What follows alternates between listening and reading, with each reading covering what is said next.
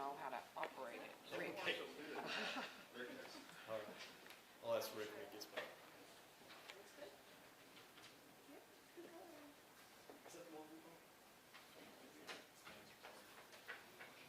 Debating whether to go down a couple.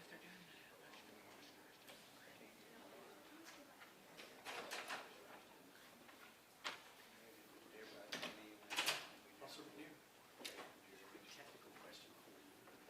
Some of the stuff, if you this is on the display stuff. Oh, yes, sir. Just want to make certain I know how to do it. Oh, that's what I thought, that's what I was told. Yeah, I'm good right here. I'll just set that back here. There you go.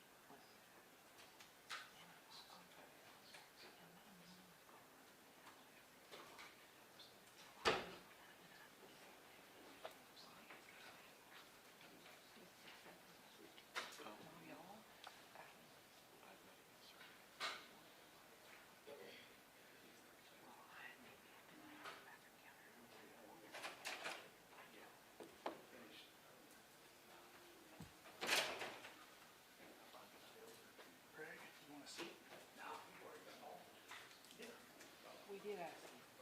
Okay.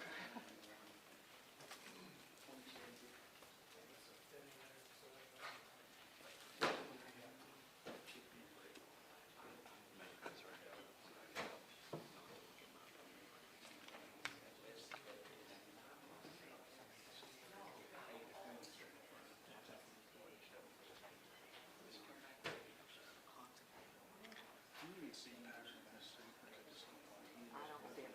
Not from the gym. I've got more powder. Which is probably his, but you know, I see it now. man, should I plain blue? I thought I had powder. My God.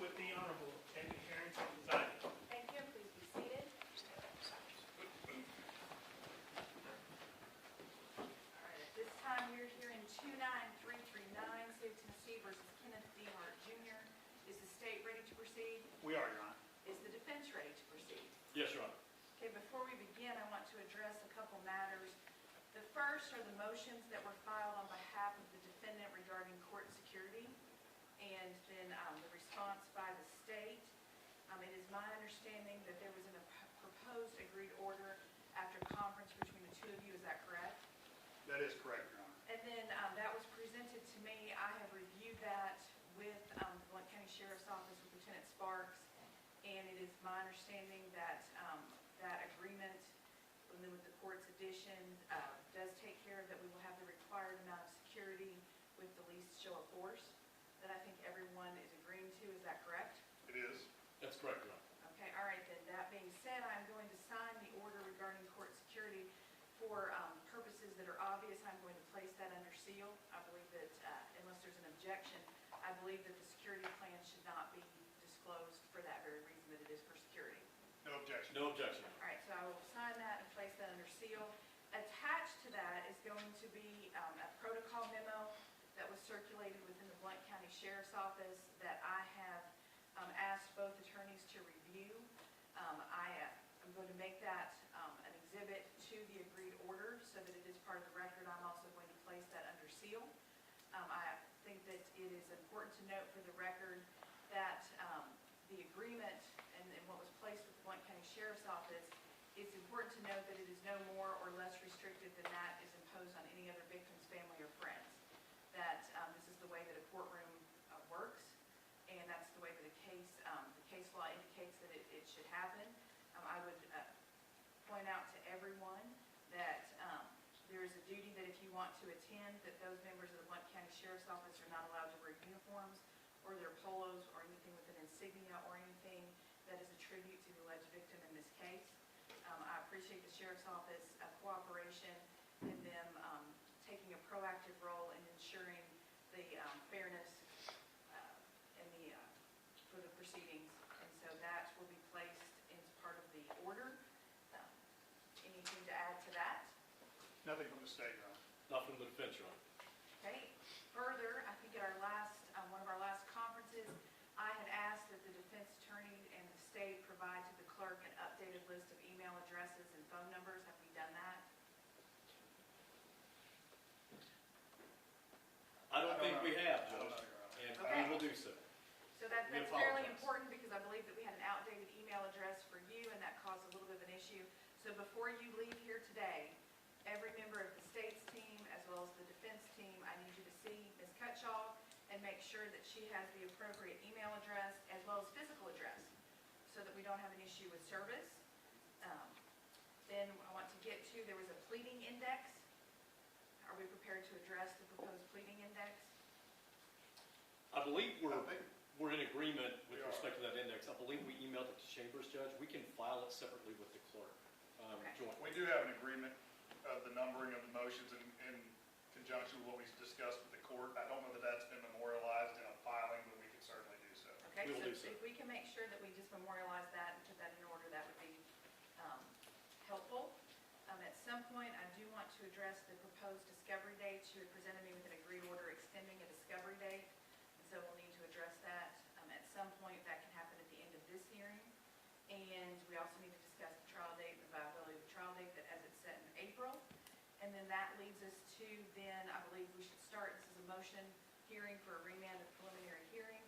I believe that based upon the pleadings, the first place to start is the motion to quash Judge Brewer's subpoena. I would agree, Your Honor. We agree with it, Your Honor. Mr. Garrett, it is my understanding you are here on behalf of Judge Brewer. I am, Your Honor. Okay. All right.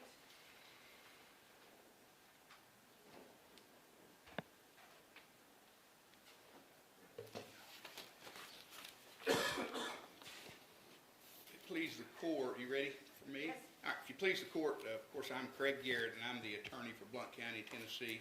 And in that capacity, I have filed a motion to quash the subpoena issued by the defense for the testimony of Judge Brewer in this case. We have set forth in our motion that Judge Brewer's the subpoena of Judge Brewer is abuse of process because it is clear based on the filings in the court that the defense is attempting to delve into Judge Brewer's rationale and reasoning for his decision.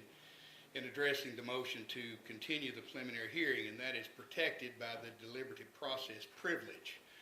That any of his reasoning, rationale, thought processes are protected. The defense has now also raised that there's other issues that they want to raise at the Chamber's discussion, and Judge Brewer's position on that any decisions that he made, whether in chambers or whether in open court, is subject to this privilege. And if there's discussions as to scheduling and things of that matter that didn't amount to a decision, that would be actually irrelevant for the purposes that you're here for. There was both parties were represented by counsel when they had discussions in chambers about the setting of the date. So with that being said, we really have to look no further than the response that Mr. DeHart's attorneys filed in response to the state's motion to quash General Desmond's subpoena, because in that response, the defense clarifies just exactly why they wanted General Desmond and Judge Brewer to testify, and they say it more than once in the filing. At page 11 of the response, they state that the several issues were raised, including the General Sessions Court's basis for denying Mr. DeHart's motion to continue, and testimony about the General Sessions Court's reasoning is material. At page 12, they again say that the judge's reasoning was not recorded, and D.A. Desmond's recollection is not cumulative on that issue. At page 13, they say again that it is relevant to his motion, the testimony regarding General Desmond's recollections of the court's reasoning, if any was given. Again, at 14, here the reasons given to set the preliminary hearing so close to his initial appearance are material to the remand, as is testimony about why the motion to continue was denied. And then in the conclusion of the motion, so the defense makes very clear that what they want us to bring Judge Brewer into court for is so they can question him, cross-examine him, or question him about his rationale, his thought processes in denying the motion to continue. And there is no question, based on the authority that we have submitted to the court, that is just universally not allowed in our American justice system. Now, as we indicated, we cited for the court a pretty detailed treatise on this issue that notes that an appellate court in Tennessee has never addressed this privilege, but it has been addressed by numerous federal courts and state courts, and certain things were said about the privilege that it is just not proper, and it's not allowed that judges be called into court and allowed to be testified about the thought processes that they engaged in making a judicial decision. And I've filed the treatise with the court, and that's very clear. And in fact, the Massachusetts Supreme Court stated that they had never seen a case where the privilege was raised on that specific issue and denied. It has been universally accepted when raised, and the Supreme Court and federal courts have followed suit in that.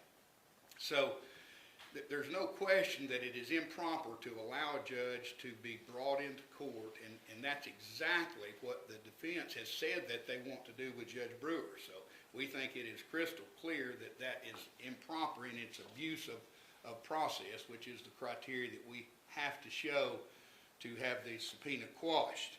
Actually, the defense in their response don't really dispute the existence of the privilege.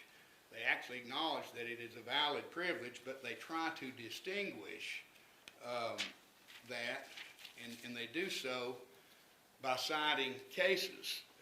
But each and every one of those cases are just not on point. None of the cases that they cite deal with the deliberative privilege, and they deal with various other issues that are really not relevant. Page 4, they cite several cases that talk about transcripts of ex parte hearings conducted in chambers and transcripts of sidebar conferences during criminal trials are allowed to be transcribed, but nothing at all that deals with the issue that we're dealing with here is the deliberative process privilege, where a judge can't be questioned as to the rationale for their decisions.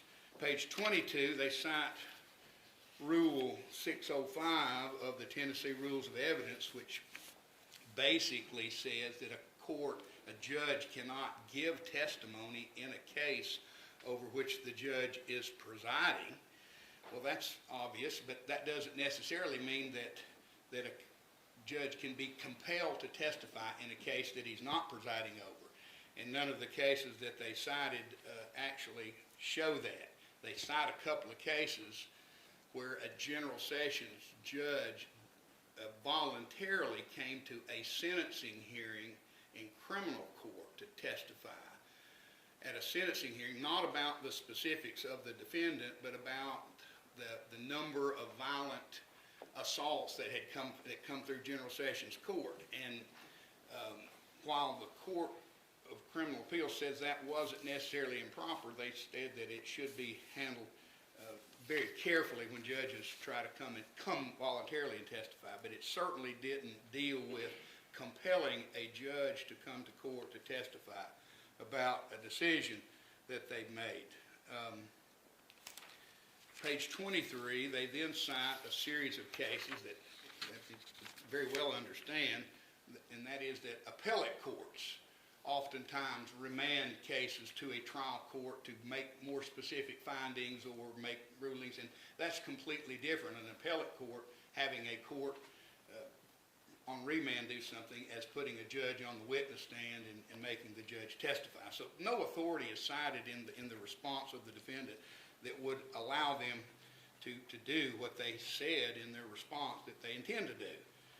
They then try to distinguish and say that Judge Brewer's affidavit either waives or creates a conflict in testimony because Judge Brewer, what I understand from the filings in the case is that there was an in-chambers meeting of counsel wherein a preliminary hearing date was agreed on.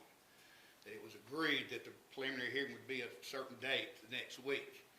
And that then on President's Day of last year, which was the 19th of February, the day before the preliminary hearing took place, there was not an in-chambers meeting, but a phone call that was instituted by counsel, during which the defense indicated that they wanted to continue the case. Now, Judge Brewer, in his affidavit, says he didn't make any ruling and has no recollection of what happened. Apparently, according to the defense's response, their quote-unquote pretrial investigation has indicated that Judge Brewer, during that phone conversation, may have indicated he was not inclined to grant the continuance. Our point on that, if he made a ruling during that phone conversation, that again is protected by it is a judicial decision. If it was merely discussions, then it wouldn't matter, it's irrelevant anyway. But what we do know happened, whatever happened during this phone call between counsel on a holiday, we do know that there was a written motion for continuance filed, and in that written motion, it was heard in open court. And it was argued in open court, and it's on the record, and then Judge Brewer denied the motion. And defense counsel has repeatedly stated in their filing that, oh, we want to ask him why he denied it. Well, you don't get to under that. You don't get to bring judges in. We don't get to bring you or Judge Dugan in under post-conviction and ask you why you made a certain ruling in a trial. We just don't allow that in our country, and the defense shouldn't be allowed to do that here. Here's what I would note about that. And about the transcript of that request. It was never indicated by the counsel for Mr. DeHart that they were not prepared to go forward, that they needed more time to prepare. They stipulated on the record, we're ready to go forward, but they asked for a 1 or 2 week continuance to allow Mr. DeHart to try to obtain counsel. This is what Judge Brewer's hearing, this is what's on the transcript. What they didn't say is, oh, we can have a lawyer in a week or two, or we've talked to lawyer so-and-so, and we can get him hired, and we can be here in a week or two. They didn't present any evidence to that fact. They didn't present any argument to that fact. And we know that the state had indicated in their discussions with the court and defense counsel that this preliminary hearing was anticipated to be 2 to 3 hours and consist primarily of playing video evidence. So Judge Brewer is faced with that fact, and that the state says they're ready and they've got their 2 witnesses prepared, and the defense is saying, hey, we want a week or 2 to try to get a lawyer, but no concrete evidence. And then we know, based on the filing made by the defense, that it was 10 weeks before Mr. DeHart ever obtained retained counsel. There's no indication whatsoever that if that week or 2 weeks had been granted, that it would have changed anything. Judge Brewer, based on that, denied the motion, and the court certainly had the discretion to do that.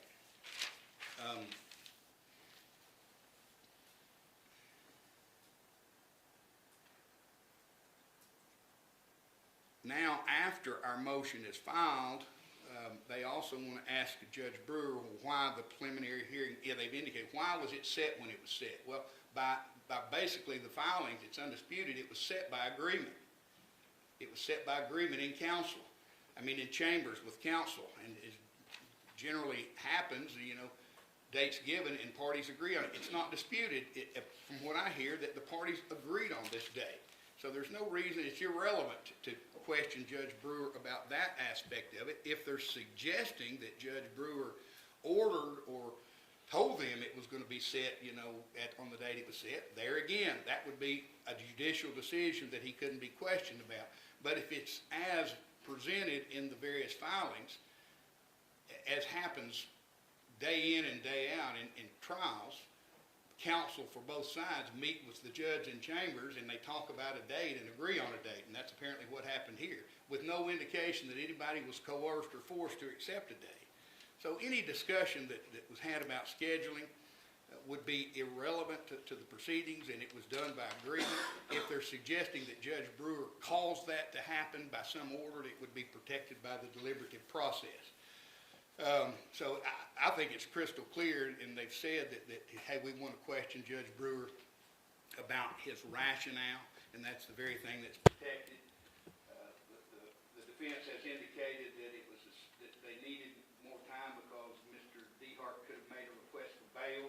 I would point out to the court that Judge Brewer was aware, as was everybody else, that the defendant had fled and was the subject of probably the most intense manhunt that has happened in East Tennessee and that I can remember in my 40 years of practice, involving multiple federal and state agencies, and suggesting that, if we'd had a preliminary hearing, he would have been granted some type of bail in the light of the bail statute and the very flight risk that was so obvious. I think that's disingenuous argument. So the bottom line is we don't think that they're entitled to bring a judge in and question him about his decision. That's exactly what they're trying to do.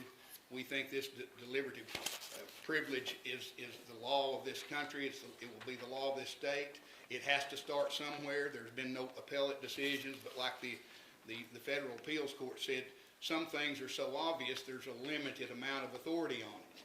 People just don't do that. People don't try to subpoena judges to bring them into court so they can be questioned about, well, what were you thinking? Why did you rule the way you did? Just not allowed in this country, and it shouldn't be allowed in this case. Thank you. Your response? Your Honor, Mr. DeHart's brought something to my attention concerning counsel for Judge Brewer, and can I have just a very short moment to get just a few more facts before I raise an issue? Absolutely. Do you need to go out? I think I can do this right now, counsel. Okay. Thank you, Judge.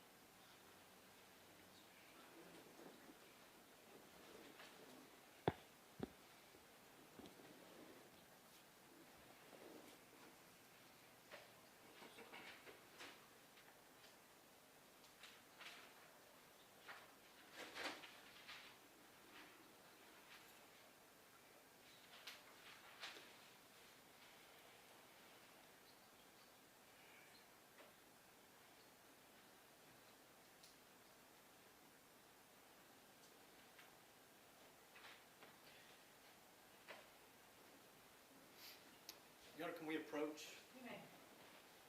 Long as yeah, all counsel to include Mr. Garrett.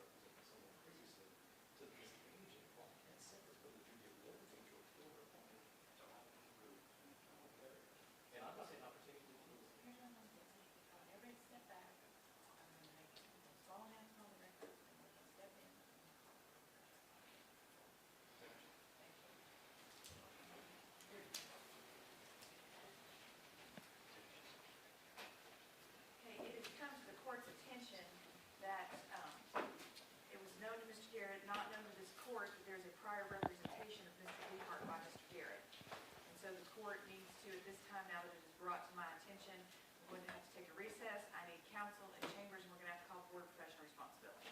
We're in recess.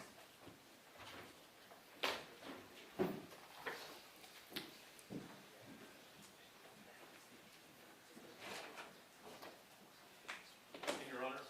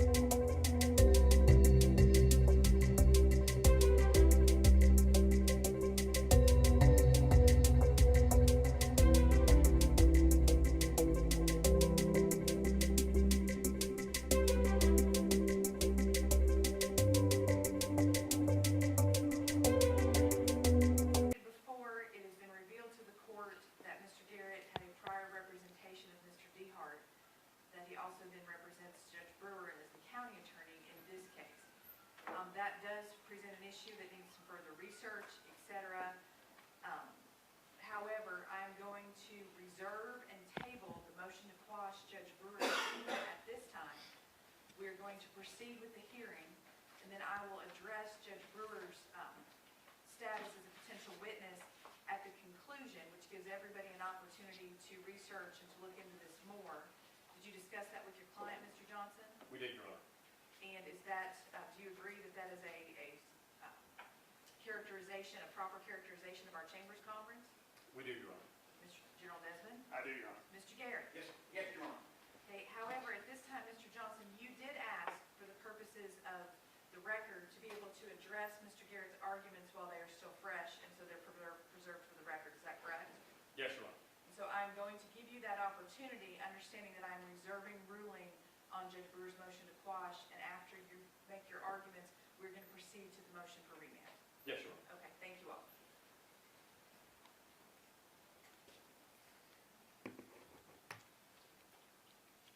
Initially, I'll point out that in the motion filed by counsel for Judge Brewer, they really cite the wrong standard, and the court's very aware of the standard for criminal subpoenas. I'm not going to go over it again. We deal with it in our response. Let me get to the heart of the issue, and that is whether or not a judge who presided over a former part of the proceeding can be called to testify. And there's been much made about this deliberative process privilege, and or judicial immunity. Those are two very different things. Judicial immunity concerns civil litigation. There's some discussion of that in the movement's filings. I'm not going to spend much time on that. I will talk about deliberative process privilege. With respect to, though, Tennessee law on this, we went over Tennessee Rule of Evidence 605, and that's at page 22 of our response. And notably, that rule prohibits a presiding judge from testifying in that trial. But if you look at the Advisory Commission comments, Rule 605, of course a judge could testify in a later collateral attack proceeding. The subsequent proceeding would not be that trial. There's nothing that prohibits a judge who presided over an earlier portion of a proceeding from later testifying to a relevant issue later on in the proceeding. We're now in criminal court, and there's no prohibition there. As far as the deliberative process privilege, there is no Tennessee case law that directly deals with that issue. There's a treatise that has been cited by the Movement's Council. Respect to deliberative process privilege, 2 points. Number one, we intend to elicit testimony from the prior court, in order to establish what occurred in the off-the-record conversations and communications that occurred on February 13th. There was a conversation that occurred in Judge Brewer's chambers with Attorney Matthew Elrod in the Public Defender's Office, as well as District Attorney General Ryan Desmond, shortly after Mr. DeHart was arrested. The Public Defender's Office gets a call, and I believe that call came from, the court will hear this testimony, from Mr. Desmond to Mr. Elrod, that Judge Brewer wants him in chambers. And so shortly after that, very shortly after Mr. DeHart's arrest, then before the Public Defender's Office is representing Mr. DeHart, before there's been any appointment order, before Mr. DeHart has been before the General Sessions Court, there's already this Chambers Conference concerning Mr. DeHart. What the reasons for that Chambers Conference, why it got called so quickly, the communications that led to it, and then what occurred in it are all matters of fact, not protected by some sort of judicial immunity or deliberative process privilege, but they are matters of fact to establish for the record here, because, and Counsel for Movement just got done harping on it, about there was some sort of agreement for this hearing. How could there be an agreement on a date when they weren't even counsel for Mr. DeHart yet? And there not even been a determination of indigency yet, or that he was being appointed to the Public Defender's Office. And so, what occurred during that discussion? Who said what? What information was conveyed to Judge Brewer? what Judge Brewer conveyed to counsel, there is zero information in the record about that, and that's a critical issue here, given that some of the arguments have been made by the state and arguments that apparently have been adopted by Movement's counsel in the argument just a moment ago, are that there was agreement to that date. Counsel didn't say that they were not going to be effective and that they could move forward with a hearing. And so what occurred, what was said, what concerns this so-called agreement are important facts, and important facts to establish for the record here, not something that gets into deliberative process privilege, if it even exists as a valid privilege in Tennessee. I would note, and we go through this authority in our response, beginning at page 23 and then 24, the Court of Criminal Appeals talks about how if there are going to be substantive decisions made in a criminal case that are off the record and not memorialized, it's incumbent upon the parties in the court to memorialize those later for the record for any potential review. And the timeline here will establish that on February the 13th, the same day that Mr. DeHart was arrested, there was a press conference where the sheriff publicly said, "I want the death penalty." And everyone knew this case was going to get a tremendous amount of scrutiny. It was already getting a tremendous amount of scrutiny. And so the court will hear about how unusual it was. The court's going to hear testimony later today about how unusual it was to have this sort of quick in-chamber summoning to discuss scheduling in a case where they haven't even been appointed yet. And so there are disputed facts there. And notably, to the extent there was any sort of privilege, Judge Brewer attached an affidavit to his motion. And in the affidavit talks about how there was no particular ruling later on at the second telephone conference concerning an oral hearing on Monday, President's Day, on February 19th, before the 20th, and the court's going to hear testimony that contradicts that affidavit. And I laid that out in our response. And so this is the problem when you have things happen like this, and there are disputed facts here. Judge Brewer is a witness. Now, the court may make a determination that he is not a critical witness to the court's determination of this issue, that the court can glean those facts otherwise. But I respectfully submit to the court that the court is going to hear testimony today that conflicts with Judge Brewer's affidavit. And then the court's going to have to make a determination about how does it square that conflict, and if the court needs additional information from Judge Brewer, or if the court needs additional information concerning Mr. Desmond's own recollection about what occurred. And it's going to be, with respect to this hearing moving forward, Mr. Desmond's going to be careful, have to be careful, I'll respectfully submit, not to open the door to testifying as a witness when he's cross-examining people about conversations he was a part of. And that's something that I'll raise the appropriate objection with the court if that arises. But that gets to the meat of the issue, Judge. You're dealing here with recollections of, concerning these conversations of three different people. And three different people are going to vary sometimes in how they recall things and what occurred. And that's essentially what this court has to do, is resolve those disputes of fact in making a determination as to whether or not Mr. DeHart was deprived of his right of counsel of choice at a critical stage of the proceedings, and whether or not, if there was some sort of agreement on this particular date that occurred between the Public Defender's Office, the DA's office, and Judge Brewer, how in the world did that occur before Mr. DeHart was even represented by counsel, in particular the Public Defender's Office? And so the court's going to hear testimony about all that. And so we believe it's not improper at all. And it's anything but, as counsel for Movement says, clear-cut and well-established that Judge Brewer cannot testify. This is a criminal proceeding. It's a death penalty case. This was a very unusual procedural circumstance in this case. And those are critical witnesses with facts that are in dispute. As far as the reasoning behind Judge Brewer's decision, or that's different from what his decision was or how he explained his decision to the parties. Those are two very different issues. And so let me hit that for a second.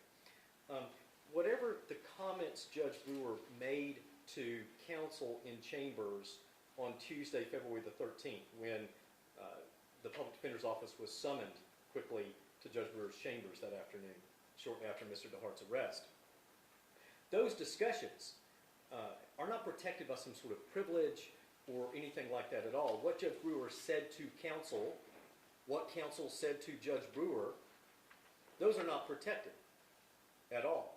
No one's wanting to question Judge Brewer, and I'm going to be very clear for the record here, and our filings are clear about this too. We're not going to question Judge Brewer about why you rushed this proceeding, why you had a hearing in chambers right after Mr. DeHart was arrested, before the Public Defender's Office had been appointed, where you're trying to confer with counsel and schedule a preliminary hearing. I'm not going to ask the why questions. I'm going to ask the what happened questions. Who said what to whom? Who called whom? It's very curious that immediately after Mr. DeHart is arrested, all of a sudden there's this chambers conference where the elected district attorney general was calling Mr. Elrod in the Public Defender's Office and says Judge Brewer wants to see you in chambers immediately. What communications were there between Judge Brewer and Mr. Desmond about that? How did this occur? And then when you had that meeting where there was some talk about scheduling and setting the preliminary hearing and a discussion about Mr. DeHart may want to hire counsel, when you have that afternoon meeting on Tuesday the 13th, what did Judge Brewer say in response to counsel's arguments? That's part of the record, Judge, no different than when we're arguing here and what Your Honor says on the record concerning the arguments of counsel that illuminates for the record and for a later court, should there be review by a later court, what the court's decision-making process was. And that's not protected by any sort of privilege at all. Now, moving forward to what occurred on, the court will hear testimony about this, about what occurred on President's Day, February the 19th of 2024, in a telephone conversation that was with Judge Brewer by Matthew Elrod and by counsel for the state, Mr. Desmond. Those facts are in dispute. You're going to hear testimony that's different from the affidavit of Judge Brewer about what occurred in that phone conversation. And you're going to hear testimony, I submit to the court, that Judge Brewer ruled that the continuance was denied. And that Mr. Elrod, Mr. Garner, they conferred with others in the Public Defender's Conference, and they determined that given the seriousness of this case, they needed to quickly file a written motion. And then that's what they endeavored to do, and they filed that the morning of the hearing, and then they argued it for the record. Judge Brewer's statements to counsel in that telephone conversation, the arguments that counsel made, are not protected by some sort of privilege. We're not asking the why question. We're not asking what was going on in his head. We're asking what he said and what counsel said for the record here. Because, as the court's well aware, and the proof will establish here, the next morning on February the 20th, Mr. Garner gets up and argues the written motion. And Judge Brewer says, simply, denied, and writes at the top of the motion, handwrites, denied. And they proceed with the preliminary hearing. Those are the issues, Your Honor. It's the reason why that Judge Brewer's motion to quash must be denied. We're not going to ask why he ruled a certain way, why he did certain things, to the extent that a deliberative process privilege applies in Tennessee at all. We're getting at matters of fact, what he said, what they said at various times. And because we're going to have, and his affidavit sets up a dispute of fact already, I respectfully submit to the court that in order to make the appropriate record here for this motion, for this court, and for any reviewing courts, we have to take the testimony of Judge Brewer, whether it's in live, in open court, or it is via deposition. Thank you, Your Honor. Mr. Garrett, since we're in the process of being able to argue these, for you to make your arguments while they're fresh, do you want to respond? Or do you want to reserve? Let me just reserve, we'll do it later. Y'all get on with what you need to do. Okay. All Okay, right, thank you. but I do want to respond, but we'll do it later. All right, thank you, Your Honor. All right, so for the purposes of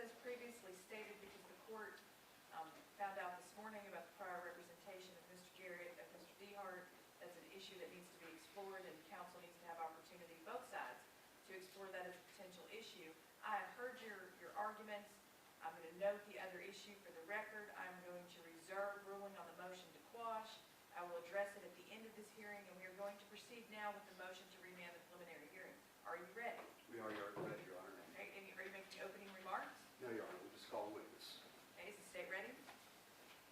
That's fine, Your Honor. We can reserve our argument for closing. All right, call your first. Is the rule requested? Yes, Your Honor. The rule for the separate reception of evidence has been requested. Are there any witnesses in the courtroom that are potential witnesses in this matter? No, Your Honor, it doesn't appear to be. All right, then. At this time, then, call your first witness. Mac Garner, please, Your Honor.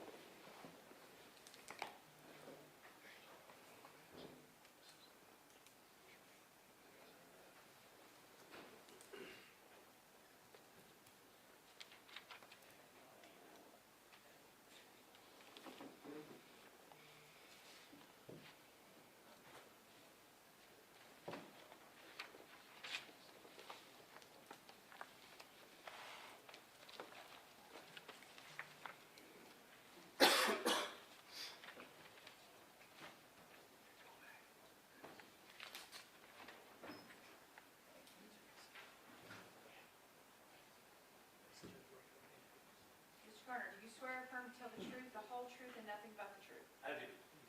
Thank you. You may proceed. Thank you, Your Honor. Will you state your name for the record, please, sir? Matt Garner. And Mr. Garner, how are you employed? I am the elected public defender for District 5. My understanding is that you were first elected to office in 1990, is that correct? That is correct. And so you have been the public defender for Blount County for approximately 35 years? Yes, sir. And prior to that, how long were you in law practice? I was in private practice for 17 years. And so you have been practicing for how long total now? Since 1953, since 1973, about 51 and a half years. Okay. And as the public defender for Blount County, your office represents indigent defendants. Correct. Have you always worked in Blount County? Yes. The entirety of your career? Yes, I've practiced in some counties when I was in private practice occasionally, but even when I was in private practice, a large majority of my work was here. And you and your office handle cases in both general sessions court and in circuit court, is that correct? Yes, sir, as well as juvenile court and on appeal. And you, during the course of your career, you have handled literally thousands of cases. Yes, sir. Okay. During your time, have you handled both felonies and misdemeanors in Yes. circuit court and in general sessions court? Yes, sir. Okay. Have you handled serious felony cases like homicides and rapes? Yes, sir. All right. Mr. Garner, we've talked a little bit about your background. What I would also like to transition to is into Mr. DeHart's case. When did you first become aware of the incident giving rise to these charges? I'm guessing sometime in the middle of February, I'd heard either through somebody saying at the office or somebody here at the courthouse saying, "Did you hear about the police shooting?" And at that time, I didn't know anything about the facts or who was involved or anything. And do you recall that the incident occurred on February 8th of 2024? Yes, Okay. When did you first become aware that Mr. DeHart had been arrested? probably about the 13th or 14th of February. Mr. DeHart was arrested on the 13th. Do you think you learned about it the same day? I don't know. Okay. Were you aware, had you followed in the news media or social media anything about this case? No. Why is that? I made a decision when I was elected that public opinion and social media could only interfere with my practice and perhaps distort my judgment. So I always wanted to be able to make independent evaluations of facts, uncolored by any potentially false reports that So I deliberately chose to ignore anything that I heard about this case. Did you become aware of any statements made by the Blount County Sheriff during the pendency of this case? Again, by hearsay. Okay, and what, did that cause you any concern about Mr. DeHart's case?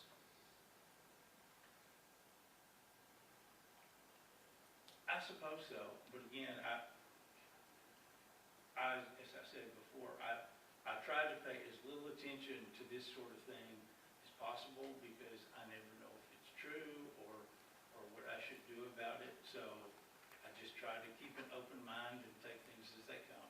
Were you aware that Sheriff Brown had indicated at a press conference that he believed this should be a death penalty case? Yes, Okay. At the time, in February of 2024, were you or anyone in your office death penalty qualified? no. Okay. When did you become aware that Mr. DeHart was going to be appointed to the Public Defender's Office? I think on Thursday morning, which would have been the 15th, maybe the day before, my secretary told me that's a regular outpour docket. Okay. And I assign lawyers by docket so that everyone doesn't have to follow every case everywhere. And she told me, Mac, you need to go over tomorrow morning because we're apparently going to be appointed on that murder case. Okay. So I dressed for court and went over. Were you able to meet with Mr. DeHart prior to your office being appointed to represent him? No. Okay. In fact, I'm not sure that we're even allowed to. Okay. Since we don't choose our clients. And so were you in court on the day of his arraignment let me back up. On February 14th, you said that your secretary notified you about the impending arraignment the following day. Is that correct? Yes. Were you a party to any conversations with Judge Brewer or with the state on February 14th? No. Okay. We get, typically on sessions dockets, we get the day before a docket of all the cases are set for the next day. And that's how we became aware of it, or how I became aware of it at any rate. And do you recall that the Blount County courts were closed on February 14th, 2024? No, I have no memory of that. Okay. Are you aware that the Blount County courts were closed for half a day on February 13th, 2024? I know they were closed at some time, I don't know when. All right. Were you in court on February 15th, 2024 for the arraignment? I was. Were you able to meet with Mr., and I'm not asking you about any discussions you had with Mr. DeHart, but were you able to meet with him prior to the arraignment? No. Were you able to meet with him after the arraignment? Yes. And what was your understanding of Mr. DeHart's efforts and desire to hire counsel at that time?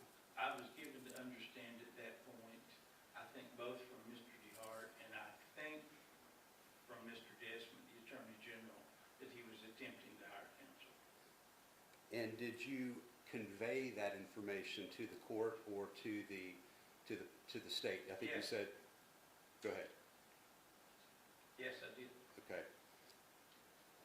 Did you have, after you were appointed on February 15th, that was a Thursday, correct? Yes. Did you have a full docket the rest of that week, or did you have time to dedicate to this case? Yes, I did have a full docket the next day. I don't remember how many probation violations there were, but the biggest case I had in the docket was Mr. Clark, who was charged with a big felony theft and whose jury trial was set in the near future. And I had been desperately negotiating with, I think it was Mr. Stewart at that time of the Attorney General's office and Mr. Clark to try to resolve that case to a jury trial, which we finally did on that Friday morning. Okay. You have appeared in front of, in Judge Brewer's court before, is that correct? Yes, And are you familiar with the process and procedures normally employed in that court? yes, sir. What is the normal course when a person charged with a criminal offense states that they're going to try and hire counsel? The court will give them 2 weeks or 4 weeks to obtain counsel. And does that time that they're given to obtain counsel, is it dependent in part on the seriousness of the charges the individual is facing? Yes, Okay. Was this, in your opinion, a serious case? Of course. Have you seen that play out before, where an individual is given ample opportunity to hire counsel? Yes, hundreds of times. Okay, in big cases and in small cases? Yes, Have you seen that in homicide cases? yes. Have you seen that in cases involving an officer shooting? They happen so seldom. I don't know if that's ever come up before. We had one officer shooting in 2016 in which the defendant did not want to retain counsel. I don't remember the last one before that. Okay. We've talked about when a person charged with a criminal offense expresses a desire to hire counsel. Once counsel is hired, does the preliminary hearing happen on that same day? No. What happens normally? Again, usually, this varies depending upon the lawyer. A lawyer will either submit an order substituting counsel. There will be a conference with the state and the judge, and they will pick normally a special date, not on a regular docket, to set a preliminary hearing, which is typically a month, 2 months, 3 months from the appointment of counsel. Or occasionally, a person will not submit an order substituting counsel, but will simply appear in court on the scheduled court date, inform the court that he or she's been retained, and they will set a preliminary in from there. What about the third category, the instance where a person states that they'd like to try and hire counsel and the judge gives them 2 or 3 weeks to do so, but they come back and they say, I've just not been able to hire counsel? Is your office normally forced into a preliminary hearing that day? Of course not. How much time are you generally given in those circumstances?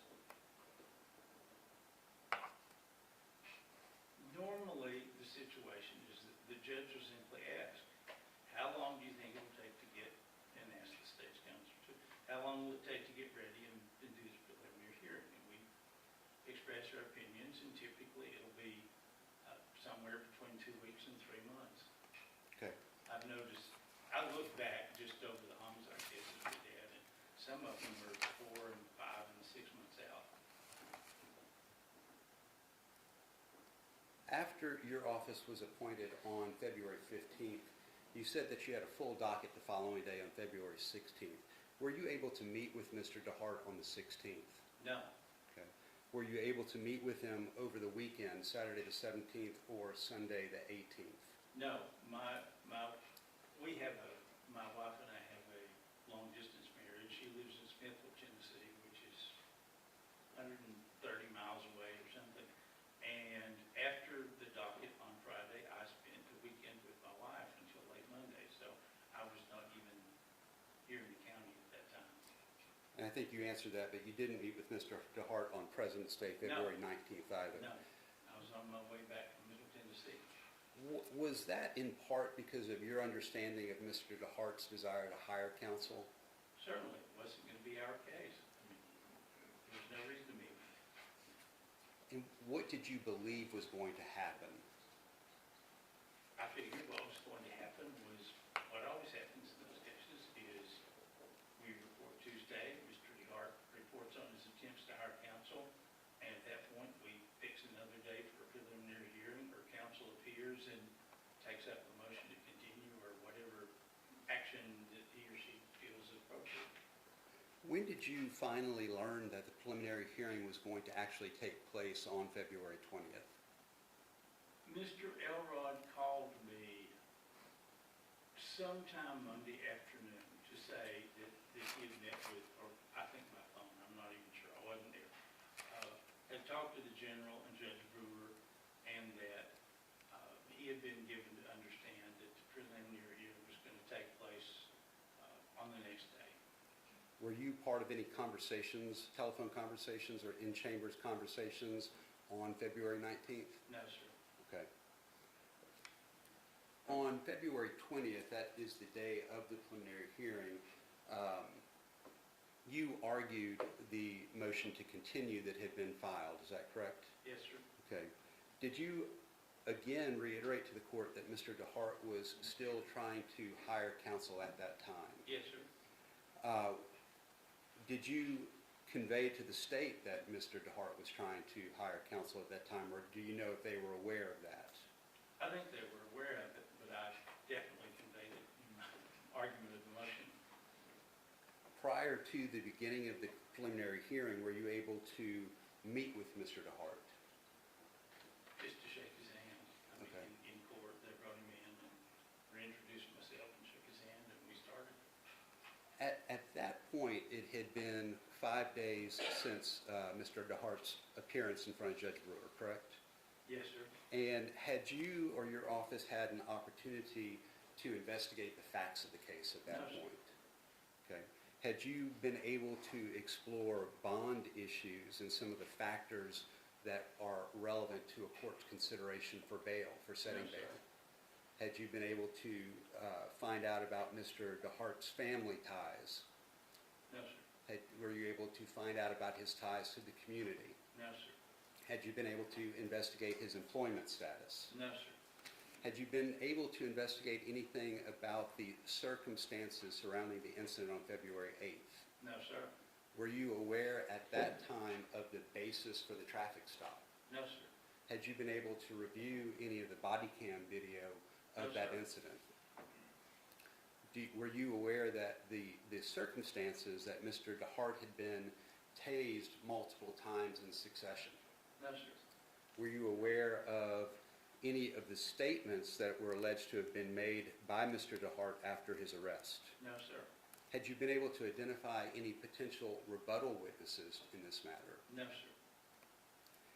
Had the court granted your motion to continue, how would you have approached the preliminary hearing in this case? I have no idea. What I would have done is interviewed Mr. DeHart to find out his version, to get as much discovery from the state as possible, which, although it's not mandated by law, the state's not required to turn over any discovery. Historically, in this district, the state has always been willing to turn over discovery before the preliminary hearing, which saves a lot of time and trouble. And based on that investigation, decided what witnesses I would need to talk to or how I would handle the preliminary hearing. Since I had no information, and still don't, for that matter, I have no idea if I would have handled the preliminary hearing any differently than I did. Did you conduct this preliminary hearing just merely as a discovery opportunity? Yes, Okay. it was going to be some of the lawyer's case, so I thought I would try to get as much discovery as possible and leave it to their discretion as to how they should proceed. I was worried, I didn't want to make any mistakes, I didn't want to do anything that might compromise another lawyer's case, so I attempted to gain as much discovery as possible. Mr. Garner, on February 20th, when you were arguing the motion to continue, you made a statement to the court. I'd like to read that to you if I can. You say, as far as I can say, we believe that we will be able to do a competent job. We aren't saying that we aren't prepared, but we are saying that Mr. DeHart has the right to counsel of his choice. I want to break that down a little bit with you, okay? You say that we believe that we will be able to do a competent job. What were you conveying to the court then? I have been doing preliminary hearings for 51 years, and I know how to do them. And I thought, if I'm questioned is, am I competent to do a competent preliminary hearing? Of course, I have enormous amounts of experience and expertise in doing them. But that is, given the circumstances of what information I know, which I didn't have any. Would you agree that the more complex the case, the more time you need to prepare? Certainly. Okay. You said that we aren't prepared. Let me rephrase that. You say, quote, we aren't saying that we aren't prepared. Had you been able to do any of the investigation that was necessary prior to the preliminary hearing? No, Okay. I know. Mr. Garner, in your 51 years of practice, and more specifically in the last 35 years as the public defender for Blount County, have you ever had a situation like this where you have been rushed to a preliminary hearing on such an important case? Never. In fact, never on any case. Okay. Have you However trivial. Have you ever had the state of Tennessee oppose a motion to continue under these circumstances? Not that I can remember. Was your decision not to spend the weekend preparing and working on this case based in large part on your experience with the process that Judge Brewer normally applies in his court? Partly, and partly on the fact that Mr. DeHart has expressed his intention to hire a lawyer, thus it wouldn't be my case. And it would be his constitutional right to do so, correct? Absolutely. May I have just a moment, please?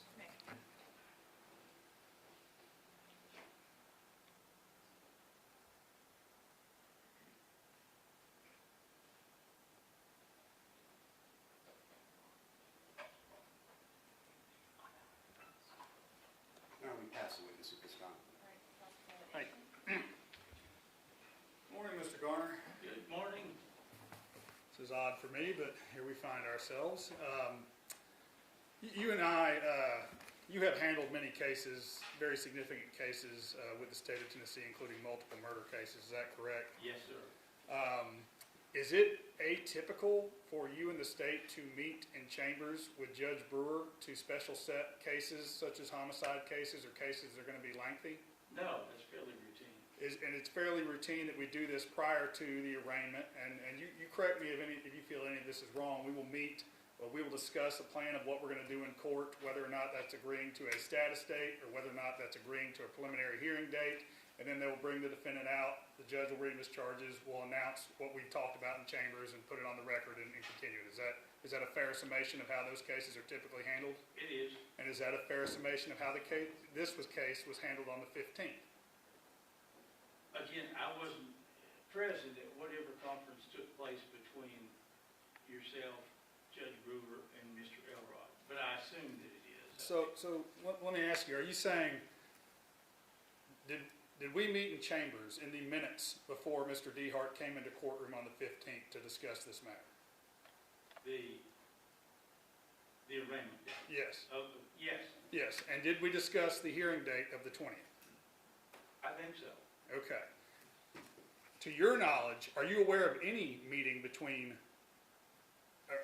do you have personal knowledge of any meeting that occurred between the court, my office, and your office prior to that date?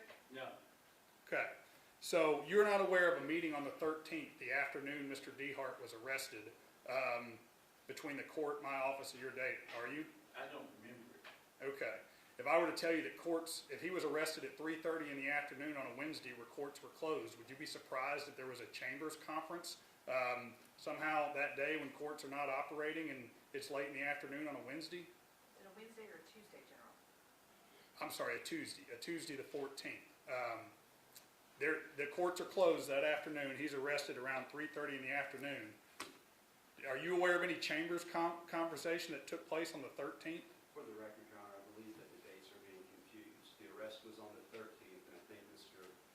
Desmond is referring to a conference on the 14th. But he's I thought they said the day he was arrested there was a conference. And if I got the dates confused, then If that those was me dates proper in came- those dates- testimony. Those dates came from your, Yeah, from Mr. Johnson's argument that there was a conference the day he was arrested, I'm trying to clarify whether there was. correct. So I want to Okay. make sure that we're, for the record, the date of the conference between Mr. Elrod and yourself and Judge Brewer was proffered during Mr. Johnson's argument and Judge Brewer's motion to quash, not with this witness, correct? That's That's correct. correct. He's already said he had no knowledge of it. Correct. Okay. So he's been asked that, he said he has no knowledge. Is that correct, Mr. Garner? You have no knowledge of a Tuesday afternoon conference? I do not know, Your Honor. And so then I think your next question was that on the Thursday morning that he was brought forth for the arraignment, was there a chambers conference that morning between yourself, Mr. Garner, and Judge Brewer? Is that the question? That is the question. Okay. I don't think I was party to that conference. Okay. Again, what I remember is I was sitting at Ben's desk. I sort of think that Mr. Elrod and yourself and the judge exchanged some words in, but I'm not even certain. Mr. Garner, and I say this respectfully, if there were a video of you in court acknowledging that conference and acknowledging that you had agreed to that date, would you think that was accurate? Sure, if there's video, of course. Okay. Again, I don't have a whole lot of memory. All right. Now, Mr. Garner,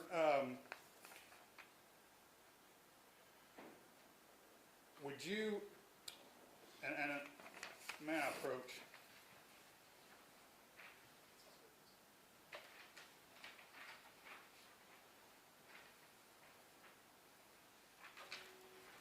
Mr. Garner, I'm going to show you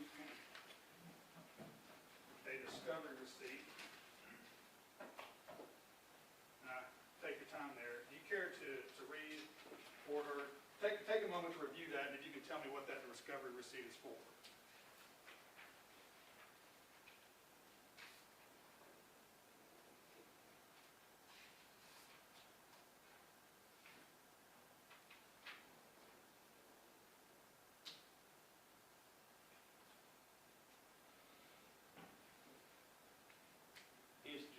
Appears to be a discovery receipt regarding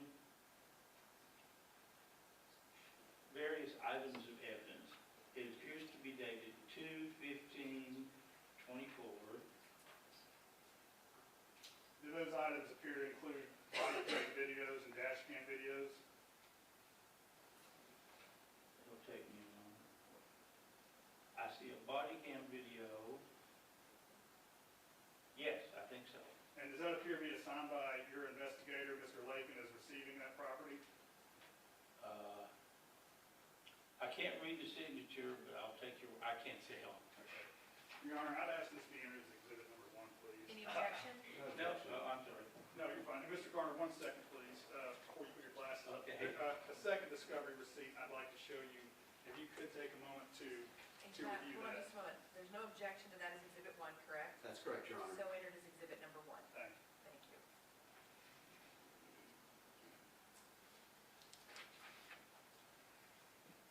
Yes, sir. Okay, and who signed that discovery receipt? I did. Okay, and what is the date on that discovery receipt? This is 2/16/24. Okay, so is it fair, and that includes Mr. DeHart's prior criminal convictions and things of that nature, is that correct? Let me see. Copy of judgments, indictments, state warrants, violation of probations. I assume that that's what those copies, I mean, it doesn't say what they were for exactly, but it has case numbers and, Kenneth Wayne DeHart, case number so-and-so, and judgments. So I assume that's what that's for. Okay, and that was signed and received by you on February 16th, is Yes, that accurate? yes. Your Honor, I'd ask that it come in as exhibit number 2, please. Any objection? No objection. So received into evidence as exhibit number 2. Thank you. Now, Mr. Garner, why would copies of certified convictions and prior criminal record be relevant to a general sessions proceeding in your 50-plus years of experience? Well, because, first off, of course, their impeachment evidence against the defendant should he choose to testify. And second, obviously, it might make some difference as to how settlement conferences might work and so forth. Would that weigh into bond in any circumstance? Of course. Okay. Let me ask you, Mr. Garner, and you may not know the answer, but how many murder cases have you handled in Blount County? 10, I'm just guessing, I'm not sure. Is it fair to say that you and I have had several cases together? Yes. Yes. Several murder cases, several Yes. very serious cases. How many times on those murder cases have you moved to reduce bond in general sessions court? Is that a typical practice you would implement? Almost never. What I always do is simply ask the person, can they make bond? And the answer is almost universal, no, we can't. Well, could you make it if it was reduced? And if they again say no, I just tell them there's no point in filing motions that may anger Very seldom.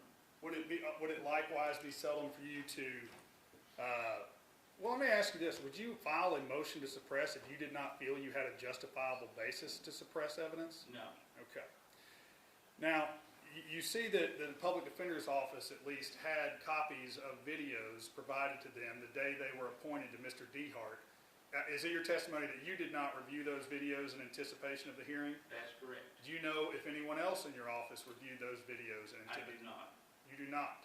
Did anyone in your office raise any concerns about a rationale to file a motion to suppress, whether it be a bad traffic stop or a bad detention or a bad seizure? Did anyone bring that to your attention prior to the preliminary hearing? Not that I remember. Okay. And again, Mr. Garner, I say this respectfully, in your transcript at the Sessions Court, you state, "We have spent several hours trying to prepare this preliminary hearing, and as far as I can say, we believe that we will be able to do a competent job." Were you referring to other members of your office when you stated that, or Yes. what were you stating? Yes. Okay. It wasn't me. All right, what work had your office done to prepare for the preliminary hearing? Again, from what I know, my investigator went over the discovery items. I know that Mr. Elrod had talked with you and the judge, and I believe, but don't know, that he and Mr. Lakin had gone down to Blount County to actually talk to Mr. DeHart, but I'm not certain of that. Okay. Were you aware that 4 other attorneys had talked to Mr. DeHart before the preliminary hearing? Yes. And you were aware that none of them had been retained or entered a notice of appearance or anything of that nature, correct? I knew there hadn't been a notice of appearance. Whether they had been retained, I did not know.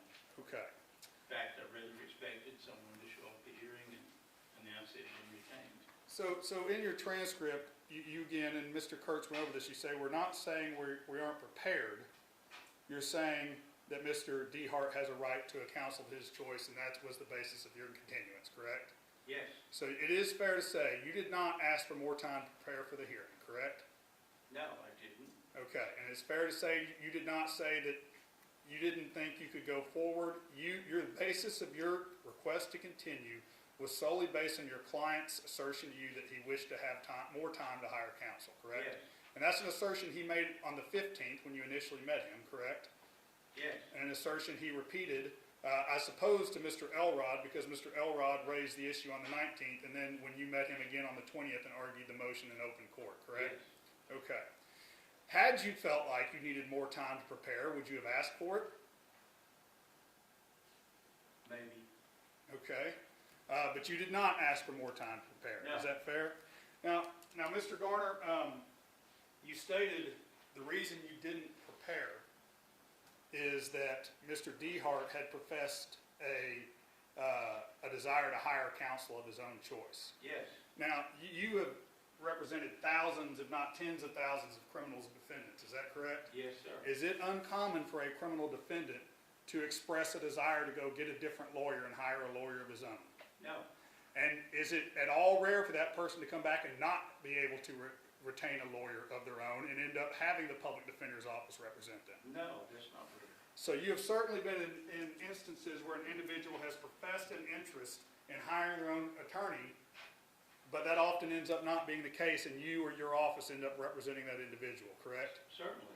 And is it fair to say that you knew, or that it was a possibility that Mr. DeHart was not going to be able to retain his own lawyer, and the public defender's office would be representing him either in sessions or throughout the entire prosecution of the case? Okay. Mr. Garner, I want to ask, not because Lord knows we all need a vacation, but do you recall a personal vacation being a topic of conversation of yours in planning the preliminary hearing? Yes. Okay. It is true that, and you correct me if I'm wrong, shortly after the preliminary hearing date, you were taking a lengthy 5 or 6 week vacation somewhere. Is that fair? 3-week vacation, I think on the 26th, I believe. Okay. 25th to 26th of February. All right. And do you recall a discussion that when we were scheduling the preliminary hearing, had we not held it on Tuesday the 20th, it was going to have to be a significant time down the road because of the vacation? Do you recall that conversation? Yes, it would have been late February. Okay, and do you recall the court, and, you know, the court's preference was not to wait that long, but to have the hearing rather than wait that lengthy period of time after the vacation? Is that a Yes. is that a fair summation? Yes. Okay.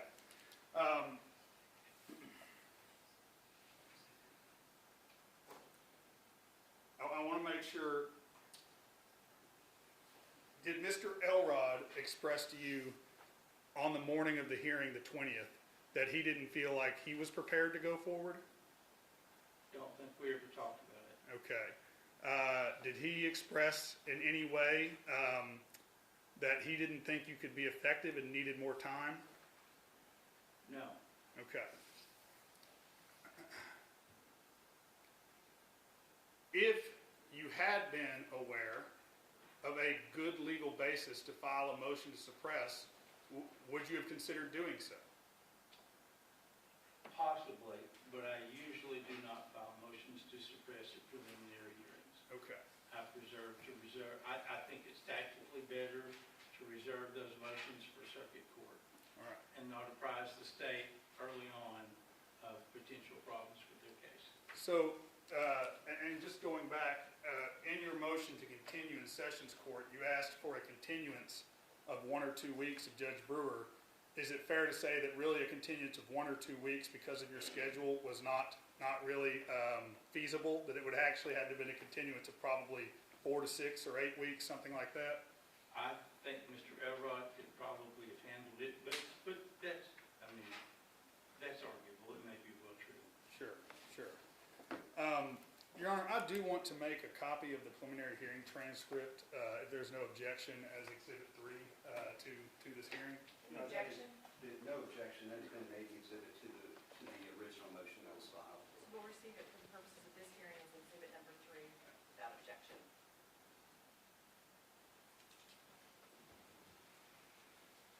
Now, Mr. Elrod, or sorry, Mr. Garner, and I respect what you say. I'm familiar with the typical practice in General Sessions Court. We often agree to continuances. We often agree for a variety of reasons, correct? But you would agree, or would you agree, in your 50-plus years of experience, that there's nothing illegal about having a quick preliminary hearing? None of all the parties agree to it? No, there's not. Okay, do the parties have to agree? I'm going to ask you to rephrase that. Okay. To be legal, All right. because I think that for the Have you, court's sure, inquiry, I think that is sure. not an appropriate statement. Let me ask it this way. Have you ever demanded a quick preliminary hearing? In any case?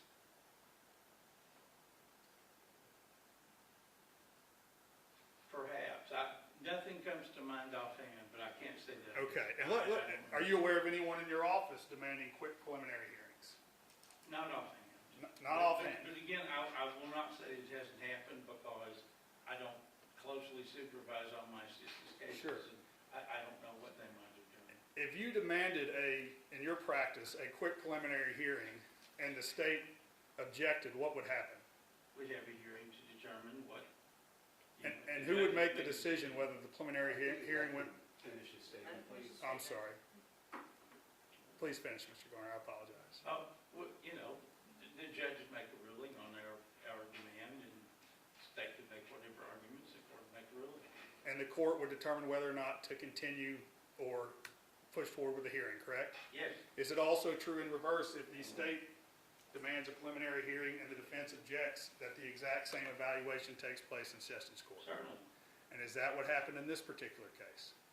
Again, I wasn't there except for the actual motion, but I got the feeling from Mr. Elrod that the board had already determined this was going to be done quickly, so I had to make a motion to get it on record. Well, so you and Mr. Elrod were of the opinion that you wanted to continue the hearing, correct? Yes, And you learned, I guess through Mr. Elrod, that the state was not agreeing to that continuance, Yes. correct? And you made that motion in open court, correct? Yes. And the state objected to that motion in open Yes. court. And then the court ruled on that motion in open court. yes, sir. Is that any different from any other motion to continue that is disputed between parties in General Sessions Court that you have dealt with in your 50-something years? No, that is the procedure. Okay.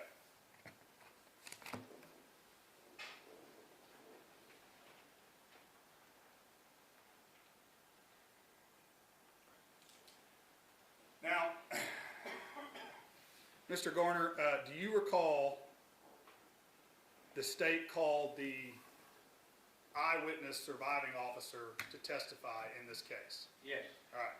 And you recall that the state called the lead TBI investigator, Maria Cutshaw, as a witness at the preliminary hearing? yes, sir. All right.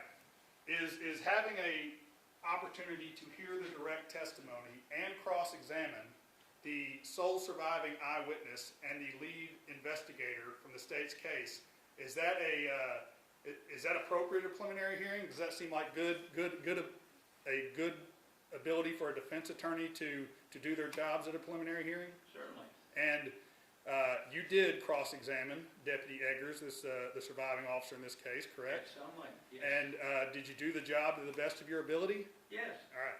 And you did cross-examine Agent Cutshaw with the TBI, the lead investigator on the case at the preliminary hearing, I correct? think Mr. Elrod did that. I Okay. believe. But yes, the defense cross-examined him. Sure. And to the best of your knowledge, did your office cross-examine them to the best of their ability? Yes, And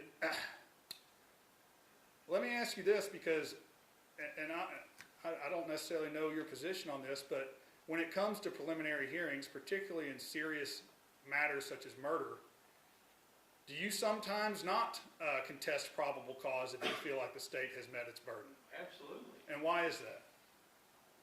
Because if the case is going to go to trial, then the smallest amount of defense material I have to release to the state, the better we will be able to contest the actual jury trial. Preliminary hearings are essentially like preseason football. Even if the case were dismissed, the state could take it to the grand jury. So unless your client is in jail and there is a substantial chance that he can be released, which I would say happens in 1 out of 1,000 cases, there is no point in contesting probable cause since it simply gives away the defense strategy and achieves nothing. So is it fair to characterize that as you don't argue against probable cause unless you think there's a substantial likelihood that you will be successful in that Yes. argument? And did you choose not to argue probable cause in this case because you did not think you had a substantial chance of being Yes, successful in that I think there was argument? obvious probable cause on the evidence that was presented. Okay.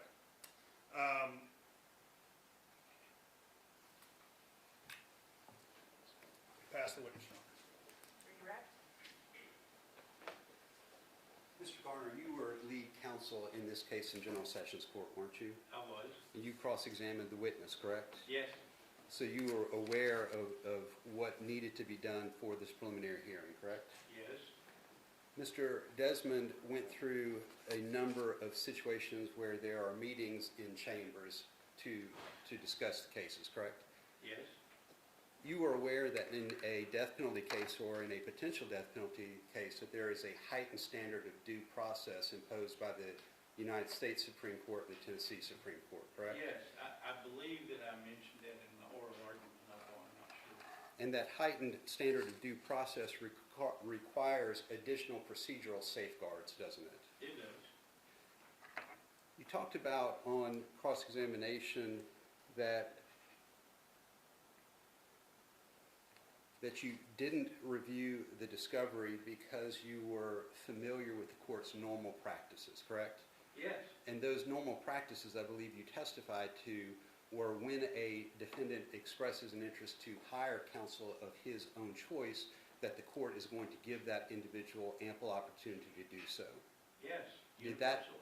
Did that occur in Mr. DeHart's case in General Sessions Court? No, How much time was Mr. DeHart given from the date of his arraignment to the preliminary hearing? between Thursday and Tuesday, it's 5 days. Okay.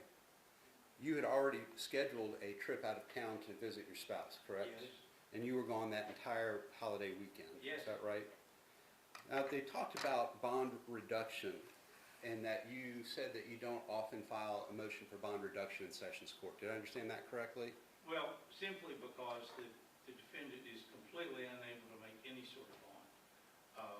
Since I did not know Mr. DeHart or his financial situation or his ability to hire a lawyer, have no idea, had I been aware of that situation, whether I would have made a bond motion or not. But in this case, it wasn't about a bond reduction, was it? No, Because no bond had been set at That's all correct. in General Sessions That's Court, is that correct?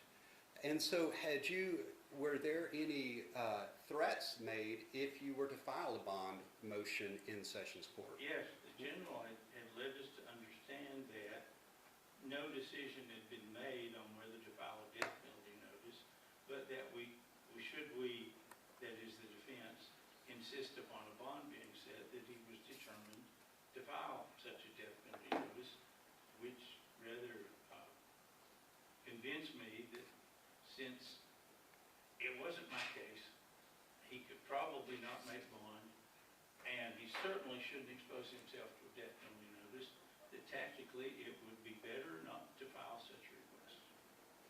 Now, you talked about, during the course of the weekend and the Friday the 16th through the weekend, that you were aware that Mr. DeHart was actively seeking to hire counsel, Yes, sir. and that you conveyed that information to the state and to the court, correct? Yes, sir. Are banks normally open on federal holidays No, sir. and on Sundays No, sir. and full days on Saturdays? No, sir. Is it your experience that an incarcerated individual has a much more difficult time communicating with the outside world Yes, sir. and with family members who could Yes. assist in that?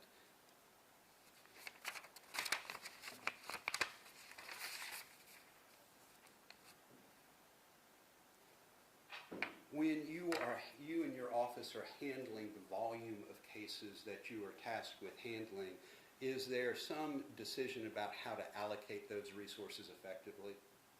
Yes. And how do you make that decision? Well, as I said, what I have done is, because the case volume is so great, I assign lawyers to handle certain dockets, every week. And I am called in to observe or participate in major cases, even if they come up on dockets that are not my regular dockets, which is what happened in this one. This normally would have been the person who normally handles the Alcoa City cases.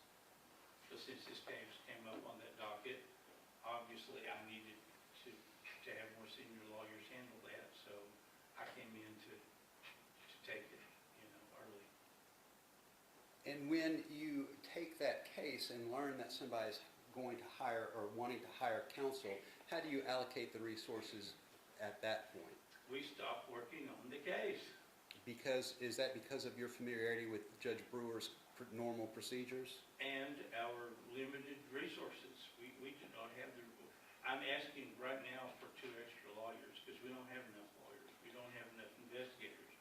And we certainly don't have enough resources to spend time on cases where the folks have told us either they don't want us to represent them because there's a conflict, or they want to hire counsel, or whatever.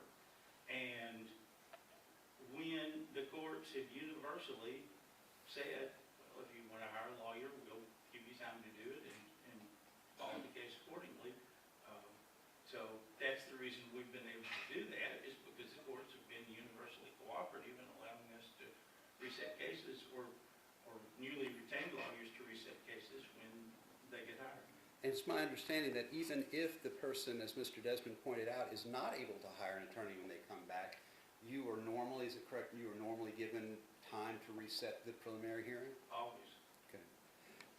On February 20th, Mr. Desmond made a point of saying that you did not say that you weren't prepared to go forward, but you did in fact raise the Sixth Amendment constitutional issue that Mr. DeHart was trying to hire his own counsel of his choosing, correct? Yes, sir.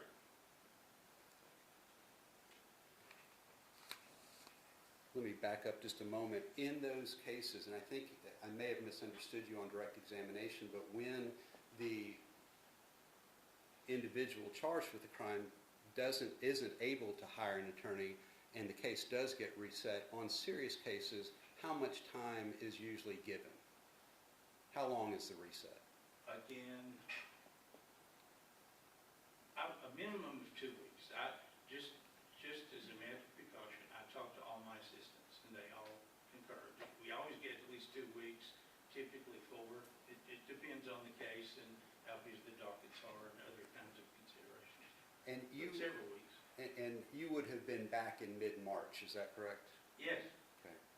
Now, there were some questions about a motion to suppress. Is it mid-March or mid-February? You said that This was February 20th, and he was going out for 3 weeks. 3 weeks, February I returned 25th. from my vacation on March 15th, Okay, which thank is you. Saturday. Is that clear up? Yes. Okay. Talking about the suppression issues, Mr. Garner, you are aware that you don't have to file a motion to suppress in General Sessions Court to raise that issue, correct? Yes, sir. And part of being familiar with the case is for you to develop suppression issues in Sessions Court, correct? Yes, To preserve witness testimony as it relates to those suppression issues. yes. And did you have time to do that, to adequately investigate in this case? Well, since I had not heard the witness testimony, no, I didn't.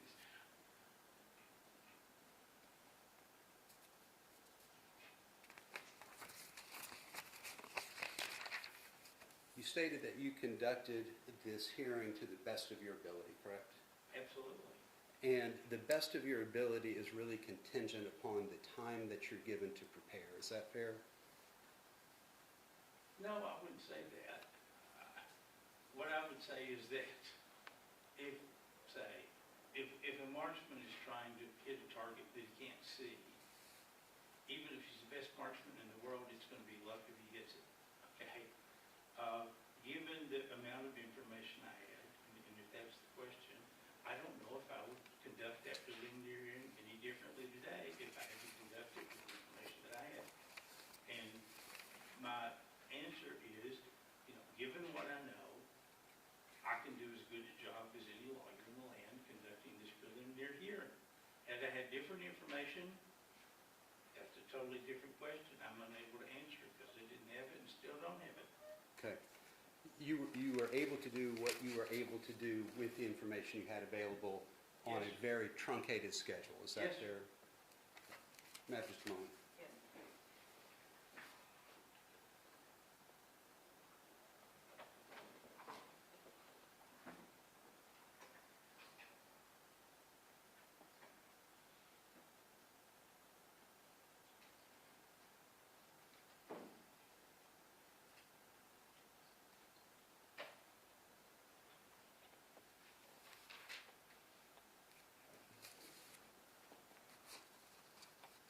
When the court denied your motion to continue on February 20th, you were forced into a hearing at that point, correct? Yes, sir.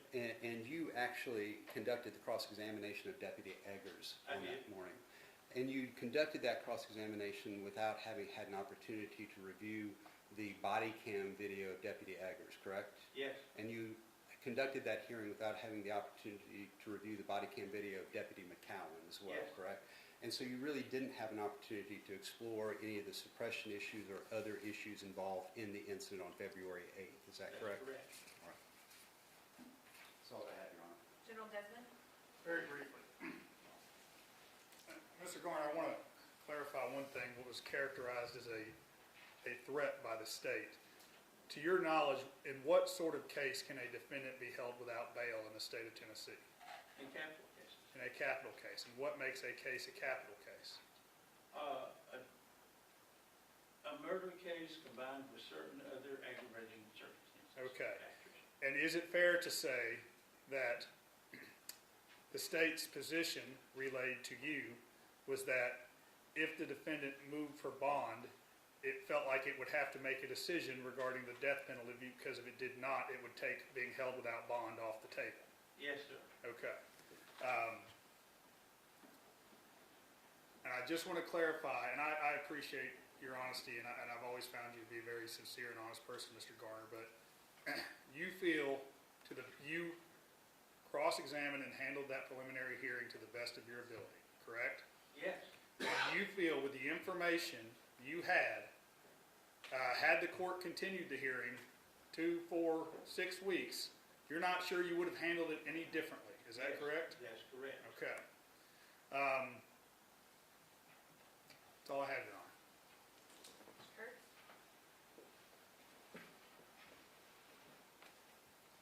Mr. Garner, are you aware that the state is not allowed to file a death notice in Sessions Court? Yes? Okay, and so that couldn't have happened in Sessions Court, correct? That's correct, sorry, that's correct. Okay. You are also aware that a defendant has a constitutional right to bond even in a capital case, correct? Yes? Okay.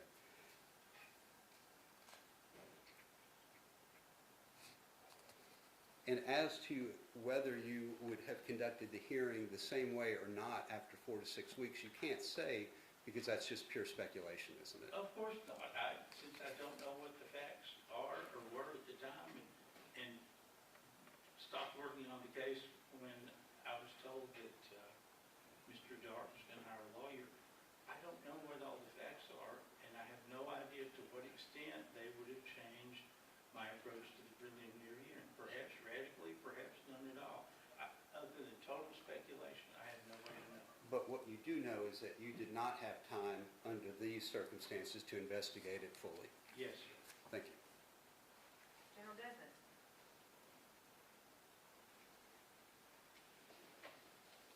Were you being honest with the court when you told Judge Brewer that you were prepared to go forward and you felt you could be effective?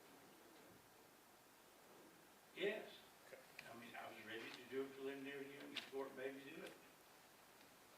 Nothing more. May this witness be excused? Yes, Your Honor.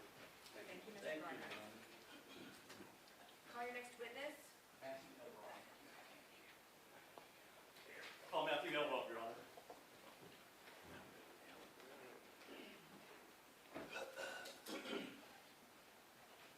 Mr. Garner has been excused. Do you agree that he's not subject to the rule any longer?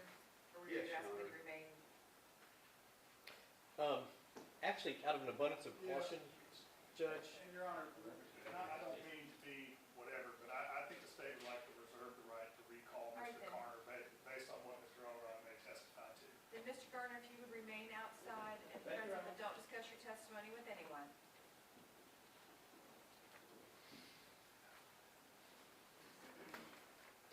Judge, I may display some stuff, and it's okay if I conduct my examination from that podium up here? Are the screens on? As long as you speak loudly. I believe I can comply. Do you swear or affirm to tell the truth, the whole truth, and nothing but the truth? I will. Thank you.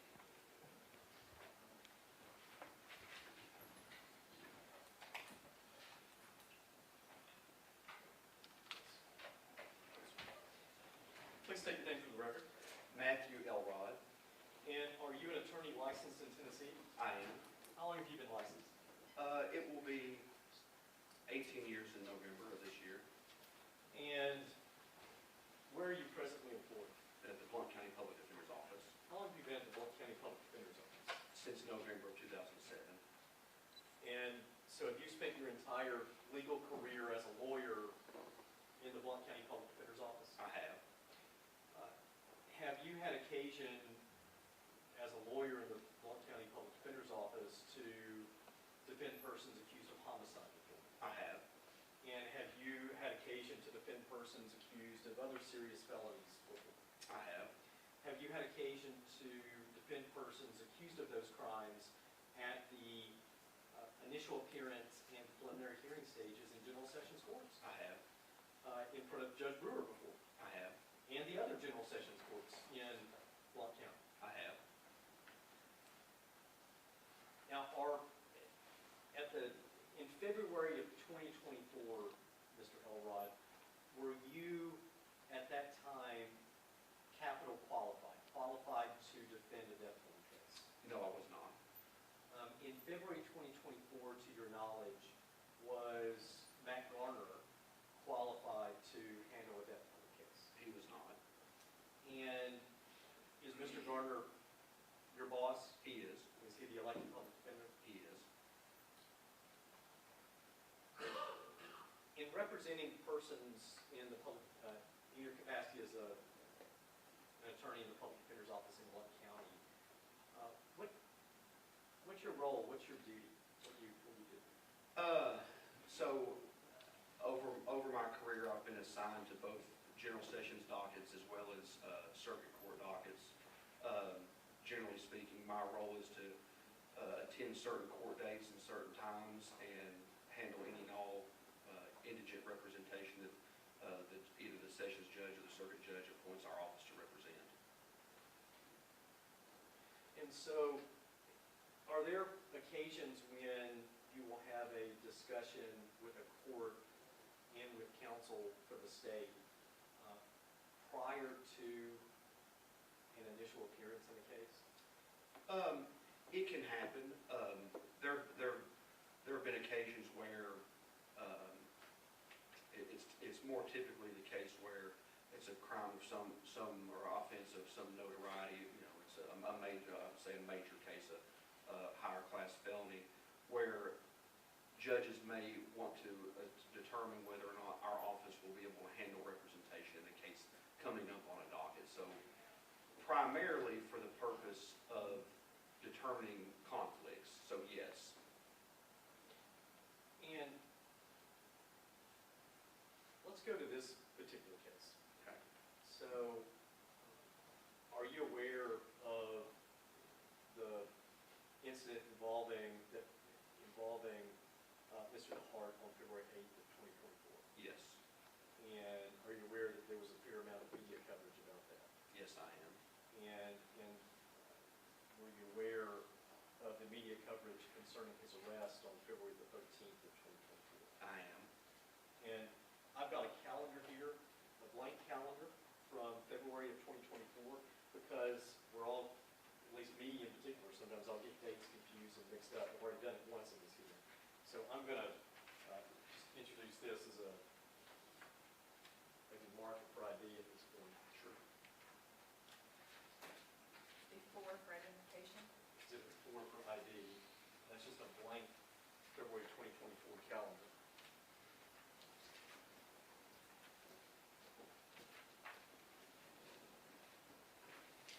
Can I approach you? Yes. Everyone has standing permission to approach. Thank you. So if I showed you what appears to be a blank calendar for February 2024? It is. All right. It is. All right. Can you bring a pen? I do have one. So if you could, on the 13th, if it's accurate that that was the day of Mr. DeHart's arrest, to your recollection, can you just write the word arrest on that day? It is. It is. So what all was going on February the 13th, in addition to Mr. DeHart's arrest, and with respect to persons that were involved in this case, to include the alleged victims? Sure. So, I'll speak about the 13th and the 14th.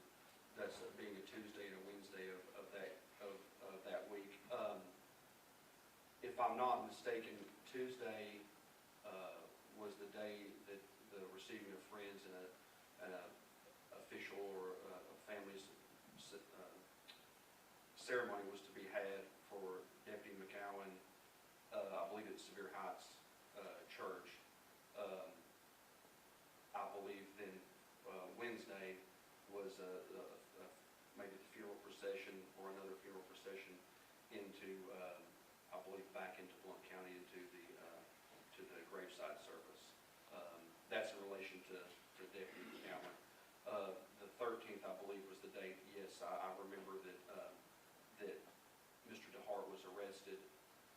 Like you said, it was of some major notoriety in the community. It's on every news outlet. It's on in print form as well as televised. So on the date of the arrest on the 13th, were you watching the media that day?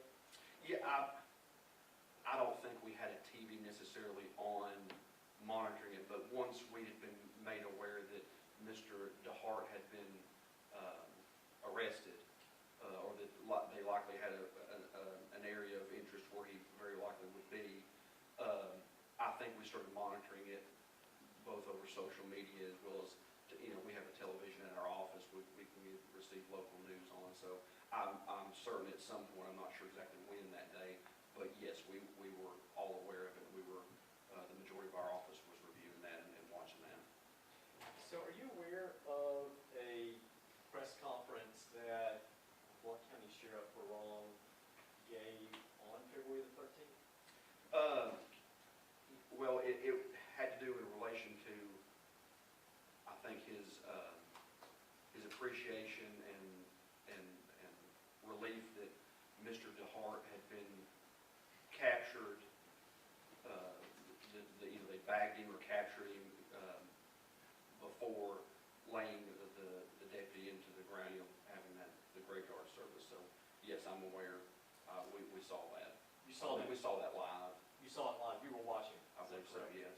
Do you recall watching that in your office, at the Blount County Public Defender's office? I believe so, yes. Do you recall in that press conference, Sheriff Barong stating that he wanted the death penalty for Mr. DeHart? Yes, I do. Do you recall whether or not Mr. Desmond said in that press conference, District Attorney General Ryan Desmond, who's here in the courtroom, do you recall him saying in that press conference that he's going to make a decision about that, but he's going to make a decision very soon? That's correct.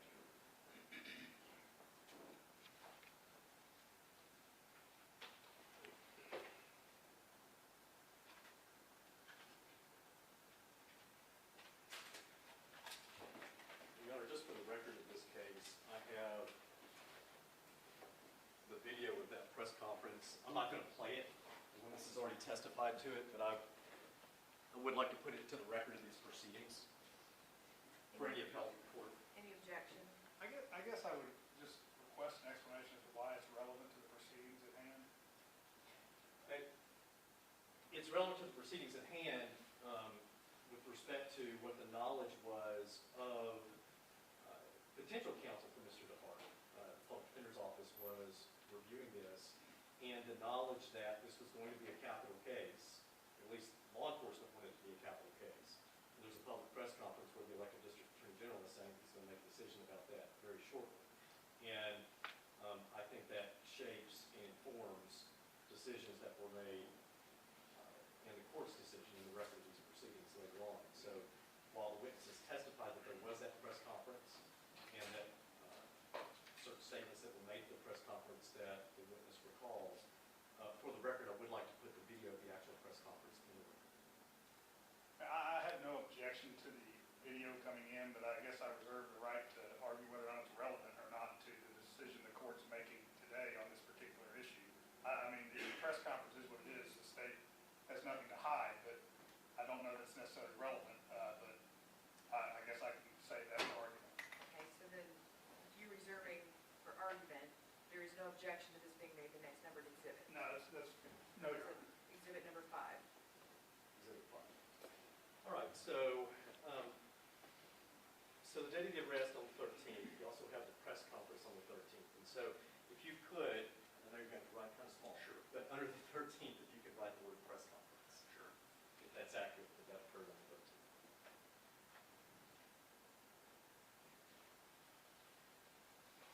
All right, now, at some point in time, either on the 13th or the 14th, were you contacted about going to Judge Brewer's chambers? Yes, I was. What day did that occur? I believe, I'm as bad as you are with dates, but it was soon after the arrest, so I'm not certain that that happened around the noon hour, the arrest, on Tuesday the 13th. It was later on in the afternoon, and I believe it to be Tuesday the 13th. Later in the afternoon, and the reason I'm able to tell you that this happened at a certain time, Mr. Garner relies on other folks to get him back and forth to places he can't physically drive himself. So I think he had already left for the day. He got arranged transportation and had left in that day. Usually that's generally around 2:30, 3 o'clock. Sometimes it's closer to 4, 4:30.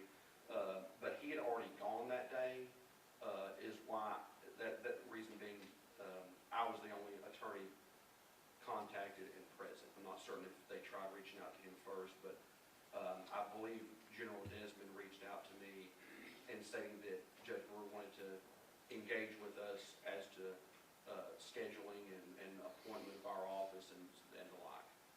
Now, I know you're going off memory right now. Could that have been the 13th before the 14th? It was one of those 2 days. It was very close in time to that arrest. It very well could have been Wednesday the 14th. It was Tuesday or Wednesday afternoon. So, and you described a moment ago, I think you said, and correct me if I'm wrong, Wednesday was the date of the actual funeral of Deputy McGowan, is that right? Correct. And both of those, if I'm not mistaken, I'm pretty certain that the Justice Center was closed a half day on the 13th to arrange for folks to get back and forth to the Receiving of Friends in that ceremony that was held at down the road. And then I believe the entire day Wednesday courts were closed. And so I know those things were going on or not going on on both of those 2 days. Had Deputy McGowan been at one point in time an officer who assisted with court security here in the courthouse in Blount County? I think that I never encountered him in court on a case, but I believe it was during like the COVID era that he assisted. I want to think he might have been in going through the academy, and I think it's often the case that folks that are in different process of the academy, they will have them come work different shifts in different areas that the deputies cover. And so I met him and knew him through just call kind of general assistance, because I recall him usually all dressed in the sheriff's department polos and tucked into police uniform kind of pants and helping facilitate things that were going on between court and the jail. So court usually working with court services. So courts were closed half a day on the 13th, is that right? Yes, I believe the latter part of the latter part. And then courts were closed all day on the 14th in Blount County. Is that correct? Correct. Okay. And now, this meeting or this interaction that you had either the afternoon of the 13th or sometime on the 14th, what do you recall about any contact you may have had from District Attorney General Ryan Desmond and Judge Brewer about this matter, about Mr. DeHart? Wasn't, like I said before, wouldn't have been a shock to get a phone call from the general as well as maybe the judges both in questioning about whether our office had a conflict, but I didn't think it all that odd that we were to, if he wanted to see us in chambers and meet with us about it, fine too. I believe General Desmond reached out to me letting me know that the judge wanted to see us, discuss conflicts, discuss our availability, those kind of things. I'm going to interrupt you Sure. there and break this down just a little bit if you don't mind. Sure. Do you recall whether or not you got a phone call from Mr. Desmond or you got a text message? I don't, and I've since looked back at my phone to look and see. I got a new phone back like a year ago in June, so it didn't go back as far to see if I in fact was text messaging about that on that particular day. It wouldn't surprise me for you to tell me if I had texted and we had a phone call. So I'm not 100% sure whether we did both or there was one versus the other. But he and I communicated first, I believe, about that. That's when we came over, or I came over. So you can't recall if it was a text message or a phone call, and just for the record, it would not be unusual to engage in text messaging or iMessaging with your opposing counsel, right? Not at all. And certainly not with Mr. Desmond, is that correct? Not at all. And so that communication could have been via text message, right? It could have been. Or it could have been via a telephone call It could have been. to your cell phone, right? You're right. That's correct. And so you got a communication from General Desmond about something, and in that initial communication, what did Mr. Desmond communicate to you, convey? I think just to let me know that Judge Brewer wanted to see us about scheduling, about our availability, and about conflicts. So typical is the case on a major crime or major offense that's like this. So, to your understanding, at least, there had been some communication between Judge Brewer and Mr. Desmond before you were contacted. Is that fair? Fair, yes. And then as a result of that communication from Mr. Desmond, what'd you do? Came over to the Justice Center. I was probably, I'm sure it wouldn't have taken me much time at all to get get over here and get to the judge's chambers. How far away is the public defender's office from the Blount County Justice Center? Maybe 1,000 yards. So you made it over here. Sure, I did. And did you go to Judge Brewer's chambers? I did. Did you have any discussions with Mr. Desmond in person prior to going to Judge Brewer's chambers that you can recall? The conversations that they were having that I came into. No. Conversations, well, let me take a step back then. Was, when you got to Judge Brewer's chambers, was Mr. Desmond already in chambers? I'm not certain if he was already there or I arrived there first. I couldn't be certain as to that. Wouldn't shock me if I, went by his office to let him know I was there or texted him further to tell him, hey, I'm here to just start walking up the stairwell. So I'm not certain if he was already there. No, I don't recall that. To the best of your recollection, let's walk through what you remember about that meeting that you had in chambers with Judge Brewer and Mr. Desmond. Sure. Were any other persons present besides you and Mr. Desmond and Judge Brewer? No. To your knowledge, was anyone recording this conversation in chambers? No. Were you or Mr. Desmond or Mr. Brewer that you recall, or Judge Brewer that you recall, making handwritten notes about what was going on? No. In this meeting, how did Judge Brewer open up the meeting? Yes. I believe he opened up the meeting by inquiring as to whether or not we had, checked into any conflicts and whether the general had shared any, which again, common practice and to expect that the generals would share with us whether or not they were relying on any lay witness testimony that we would need to run names and run conflict checks on. So that, I believe, that was the first kind of opening remarks and comments that Judge Brewer brought up, was whether or not our office had any true conflict when representing Mr. DeHart, and whether or not General and I had spoken about any potential witnesses that might come up that we would need to run conflicts on. And had you had those prior discussions with Mr. Desmond? If I did, they didn't come, no names came up. I mean, it would have simply just been, well, do we represent anybody currently co-defendant with Mr. DeHart would have been the only real conflict, because other than the two deputies involved, there weren't any other names to be given over, so there wouldn't have been much discussion if there had been any. So prior to this meeting that occurred either the 13th or the 14th of February in Judge Brewer's chambers, and that initial contact that you got from Ryan Desmond, had you had discussions with anyone in the District Attorney General's office, you or your office to your knowledge, about potential conflicts in representing Mr. DeHart, or had you been contacted at all, or anyone in your office contacted at all at that point, about representing or potentially representing Mr. DeHart?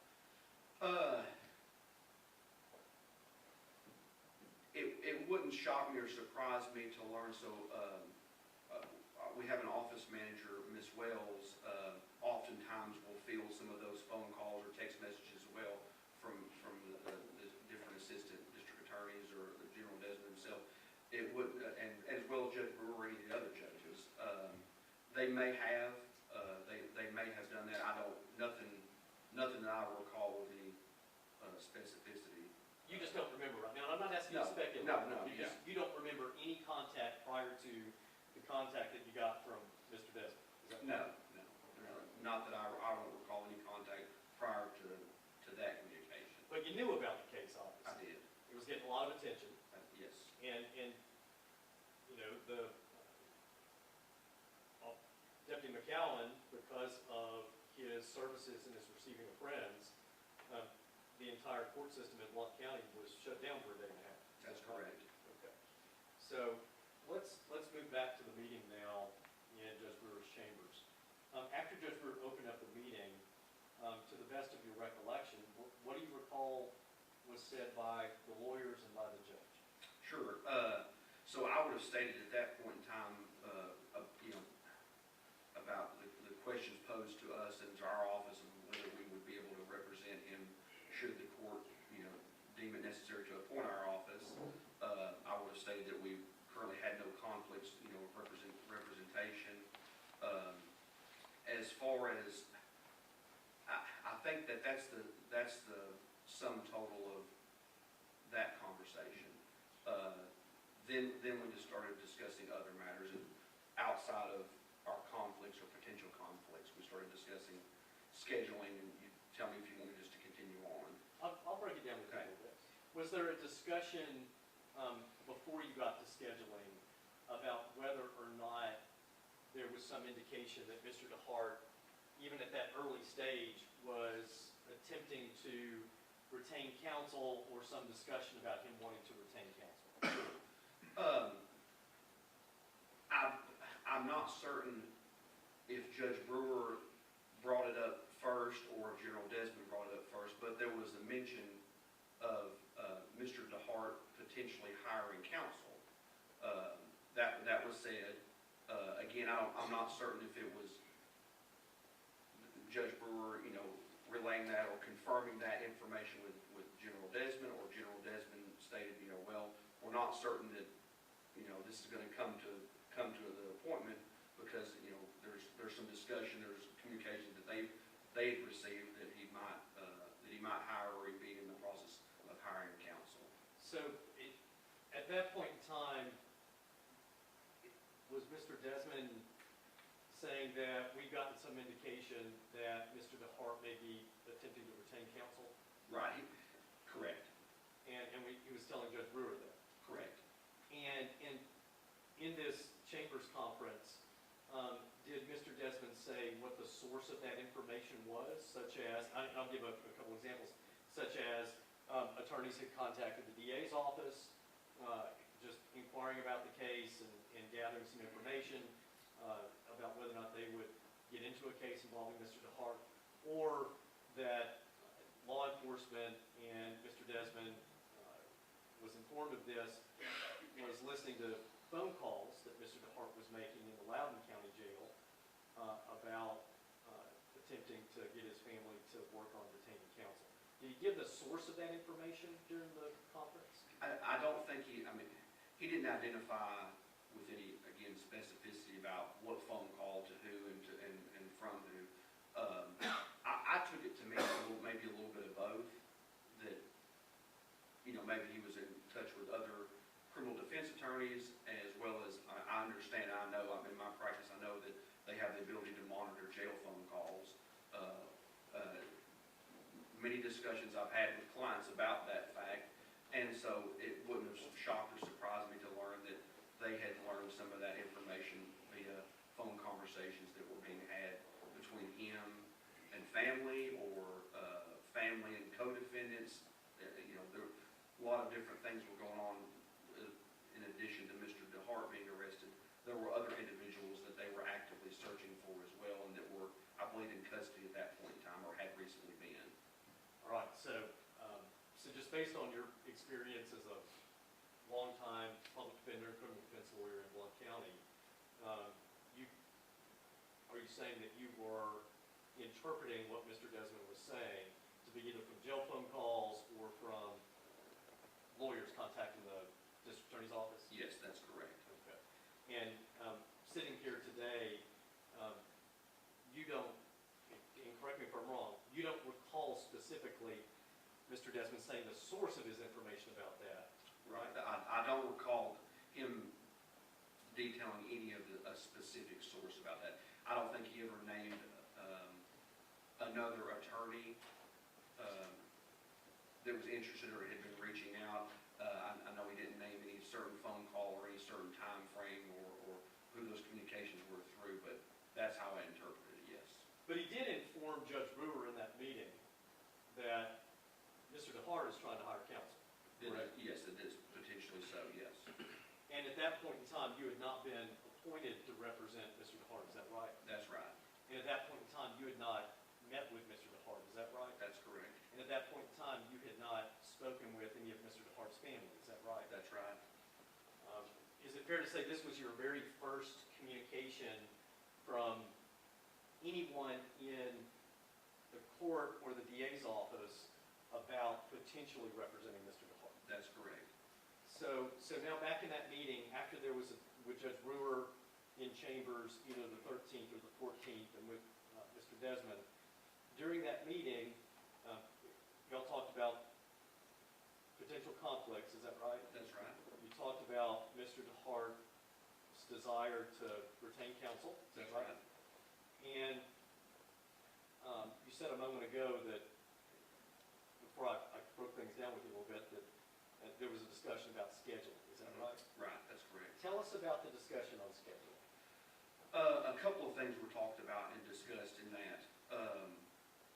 One, our availability. So I instructed Judge Brewer that both myself, Mr. Garner had already made a determination, should our office get it, that both he and myself would be handling the representation. So in speaking about scheduling, a couple of things were brought up. I believe first, the first part of the discussion had to do with availability from staff members in our office, being that Mr. Garner, I'm looking at this February calendar, but the very last week of February, I want to think either the 29th or the 28th of that week, but for a major part of the month of March, Mr. Garner was going to be out of the office. So that was brought up, the fact that part of the potential defense team is not going to be present and be available for any hearing or anything like that. That was brought up first. Let me sure. push pause there just for a moment. Because you just referenced this, and I want to ask you about it. You said that there had already been a discussion between you and Mr. Garner, Mhm. and I assume that was before he had left for the day. Yes, There had already been a discussion between you and Mr. Garner that if you get the Kenny DeHart case, he wants to be involved in it himself. correct. Is that correct? Yes, And he wants you to be involved in it with him. Is that correct? that's correct. And he's the elected public defender, right? That's right. And so if he says he wants to be involved in the case himself, does that mean that he's going to be lead counsel and he's going to have you work with him on the case? That, yes. And is that the reason why when you went into the meeting with Mr. Desmond and Judge Brewer, you were also very much aware of what would be good for... I'm going to respectfully object to leading at this point in time. This is his witness, and I've tried to be flexible, but I'd like Mr. Elrod to be able to answer the questions in his own words. I'm gonna, there's no response, you're leaving. So, let's go back to what I just asked you. When you were discussing calendaring in chambers, why were you taking into consideration heavily the calendar of Mr. Garner? I was aware that Mr. Garner wanted to be actively involved in this case for two reasons. One, he told me so. He told me as much. And two, as it's already been mentioned and discussed, both the elected sheriff in this county as well as the elected district attorney had stated that this would potentially be a capital case, one of which wanted it to be a capital case, and the other being that General Desmond would make that decision very shortly. That being a potential part of this case, there were three individuals in our office that could potentially be capital qualified. So with the legal experience, both myself and Mr. Garner can serve in that role if we have the second leg, which is the mandatory CLE every 2 years. So we have the experience, and as well as Ms. Davis in our office, we all three had the potential of serving as a role in a capital case, but not up to that point in time. So that's a discussion. He also, Mr. Garner and I, were also having amongst our office and different staff, the two of us, as well as Ms. Davis, that of trying to schedule, because we had to be aware and cognitive of the fact that if that decision were made soon,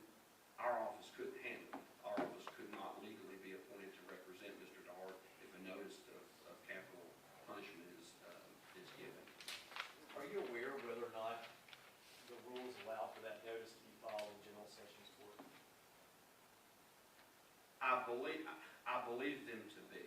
I believe he can, I believe the general can give that notice then. I mean, this would be the first case that I've ever been involved in that, that capital punishment, it was a serious discussion in it. And let me ask you about that for a second, because you said that Mr. Garner was not capital qualified and you were not.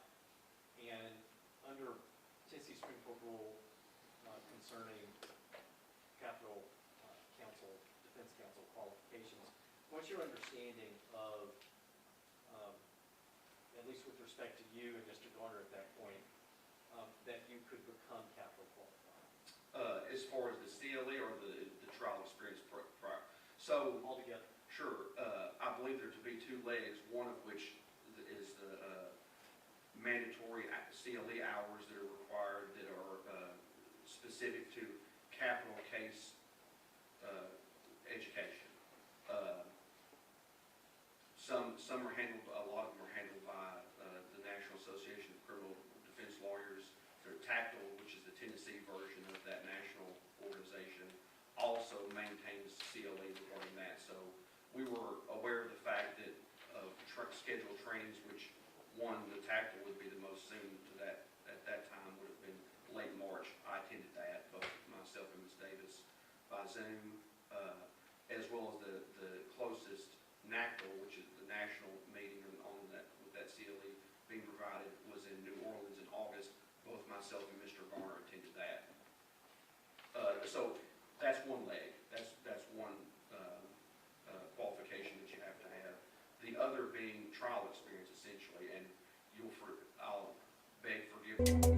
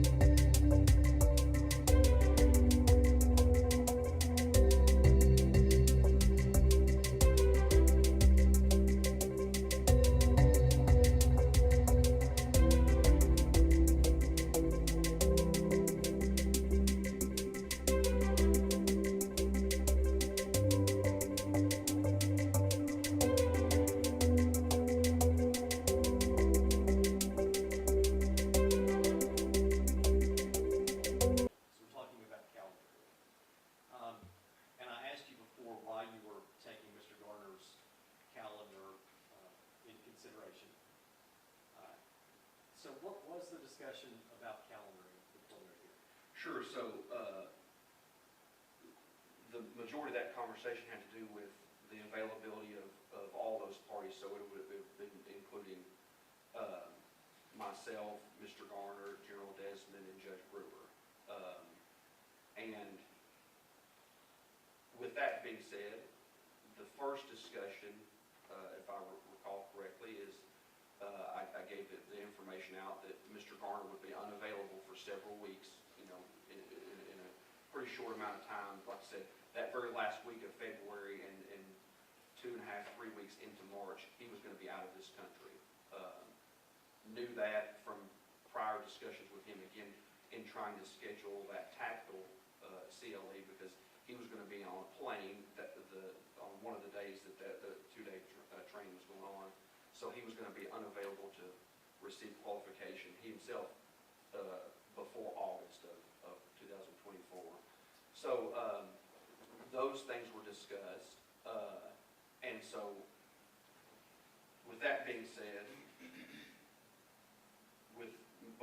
myself and Mr. Garner being available, you're talking about the very last week of March. I don't have that calendar, but the very last week of March of 2024, before both myself and Mr. Garner would be in court together.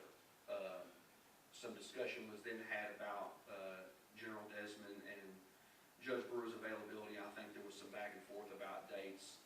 If I recall correctly, I didn't have anything pressing or that was scheduled. I wasn't going on vacation. I didn't have anything going on past March, past those dates we discussed where Mr. Garner was available. I didn't have anything that would have conflicted me out of being there. Neither did Mr. Garner. I was aware of that. I believe, if I'm remembering right, General Desmond and Judge Brewer both had dates conflicting. I know he has other duties. I know Judge Brewer has other dockets to handle and other court dates to go to discuss and deal with. At that point in time, Judge Brewer made a statement, had stated that he didn't want to go out that far. So when we were discussing their availability and then the back and forth, and we're kind of all three discussing and talking about dates as we're just flipping through the calendars and flipping through our phone calendars. He stated that he didn't want to go out that far. It's at that point that he suggests, he just said, Let me stop you really there. When you say he, are you talking about Judge Brewer. Judge Brewer. Okay, go ahead, I'm sorry. He suggests, or asks if anybody's, again, Mr. Garner's gone sometime that last week of February. Judge Brewer suggests the 20th, which would be, 6 to 7 days from, I'm talking about February 20th, 6 to 7 days after or from that conversation that we were having. So on the 20th, can you write just preliminary hearing on the 20th?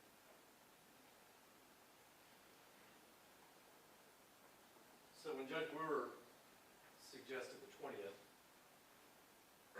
what did you say and what did Mr. Desmond say? Well, with regard to that, Judge Brewer asked if we were available, if we would, Mr. Garner, myself, General Desmond, all be present, and available that day. The answer to that question was yes. I know Mr. Garner was going to be still in this country. I was going to be here. General Desmond stated that he would be here. Was it your understanding from that Chambers conference that the 20th, that Judge Brewer was asking you to set the preliminary hearing on the 20th, or it was rather you were agreeing that everyone would be available on the 20th? Well, like I said before, he made the statement that he didn't want to go out that far. I'm speaking about Judge Brewer, his statement then was with regard to, what about the 20th? Is everybody available then? Again, our answers to that were, well, yes, Mr. Garner and I are here. He's still here. He's not outside the country. General Desmond answered in the affirmative. He was here.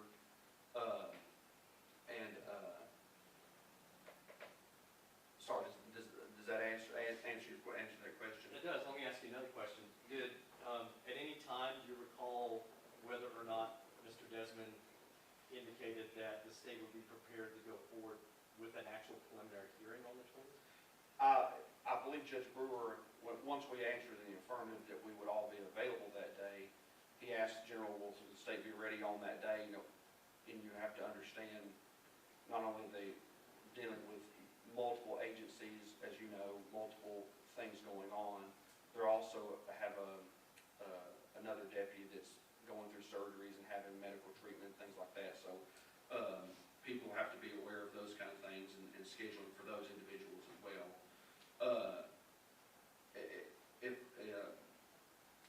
When General Desmond was asked that, I think we kind of the General and I kind of chuckled like, well, that's pretty quick.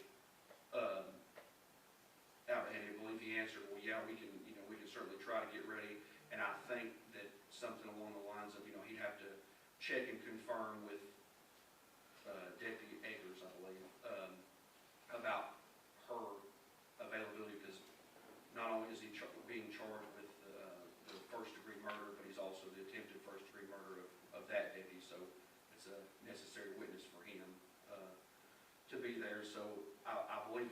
statement that, well, provided that those things could go on, he believed he could be ready that day.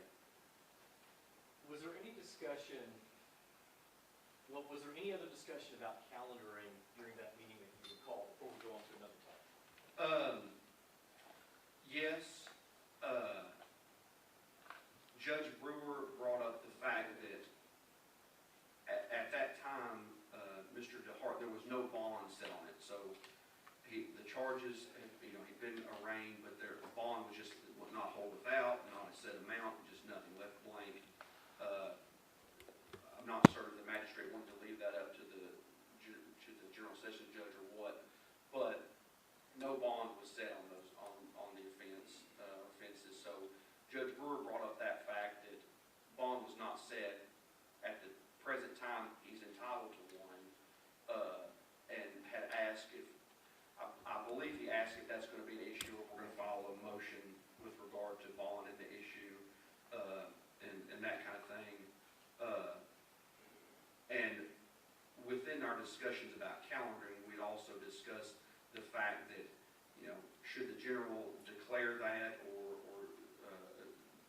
file notice and declare his intent to seek capital punishment, we could not be appointed. And so that had already been, discussed in that calendaring, and that some of these dates we're talking about need to be done, and we need to be qualified before those kind of things happen.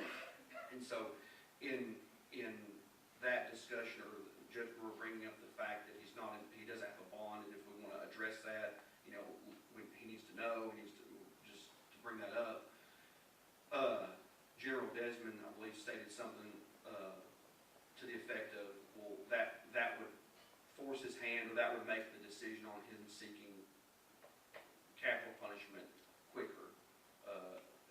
As we know, they don't have to post a bond on, or they don't on a capital offense. They don't have to set that monetary bond. And that was your understanding? Correct. In that meeting? Correct. And so after there was that discussion at that meeting, and Mr. Desmond said what he said about that, did you vocalize in front of Judge Brewer and Mr. Desmond what you would do with respect to bond or not do? Yes, I believe it was said, well, and you have to understand, I've not laid eyes on Mr. DeHart. I hadn't spoken with him, spoken to his family. He hadn't reached out to me, hadn't called me. I haven't called him. My investigator hasn't met with him. None of those things had happened. These are just all. So I'm trying to.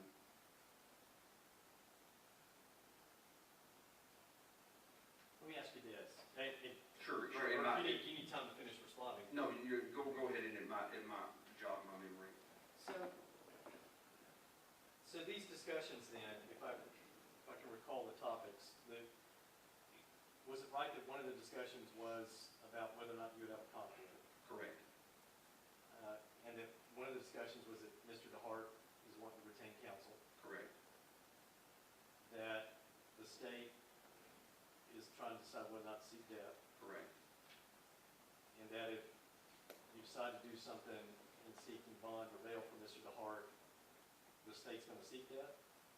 Or makes Yes. their decision quicker? Correct. And then you've got this discussion about scheduling. Is that right? That's right. Would you classify all of those discussions? Would you or would you not classify those discussions concerning bail, whether the death penalty will be sought, how fast we're going to have a preliminary hearing, the availability of counsel for the defendant, whether the defense is going to retain counsel? Would you or would you not classify those as substantive discussions about the case? Yes, I would. And how long did this in-chambers conference go with Judge Brewer, to your knowledge? I mean, probably no more than 20 or 30 minutes. I mean, it wasn't very long. It wasn't a lengthy amount of time at all. I would say probably somewhere between 20 and 30 minutes. And as you sit here today, you can't remember if it was on the 13th or the 14th. Is that right? One of those two afternoons, if custom holds true and Mr. Garner was gone around 3 o'clock-ish, then it could have been either two of those days. It could and what's more, Wednesdays, I don't know this to be the case, you certainly could ask him, I don't know if he would remember, on Wednesdays, he attends recovery court in the morning, and it's always been the case that he handles the orientation for the participants, which happens most oftentimes Wednesdays after court. Sometimes they are lengthy, and there's a lot of participants that he needs to speak with and go over different legal forms with. In the jail, he's got to coordinate all those things. I'm not sure if that was a day that he was doing that or not, or if What he's... do you mean by he? Mr. Garner. Mr. If Garner. it could have been a mixture of his unavailability due to that. I know that he was not in the office, and I was the one there that knew that they were going to be involved in this case should it come to us. And given that courts were closed on the 14th, would Mr. Garner still have been involved in recovery court and going to jail? Probably not, but like I said, usually they set aside Wednesdays, so the jail's open. We could meet and call and speak with folks just like any other day. That wouldn't necessarily been off limits and able to do, so wouldn't have been necessarily assigned to court. Just that particular day of the week is a day that Mr. Garner's involved in that, and it's typically around lunchtime. So again, I don't know for sure if that's something he was doing that day and would have been unavailable or not.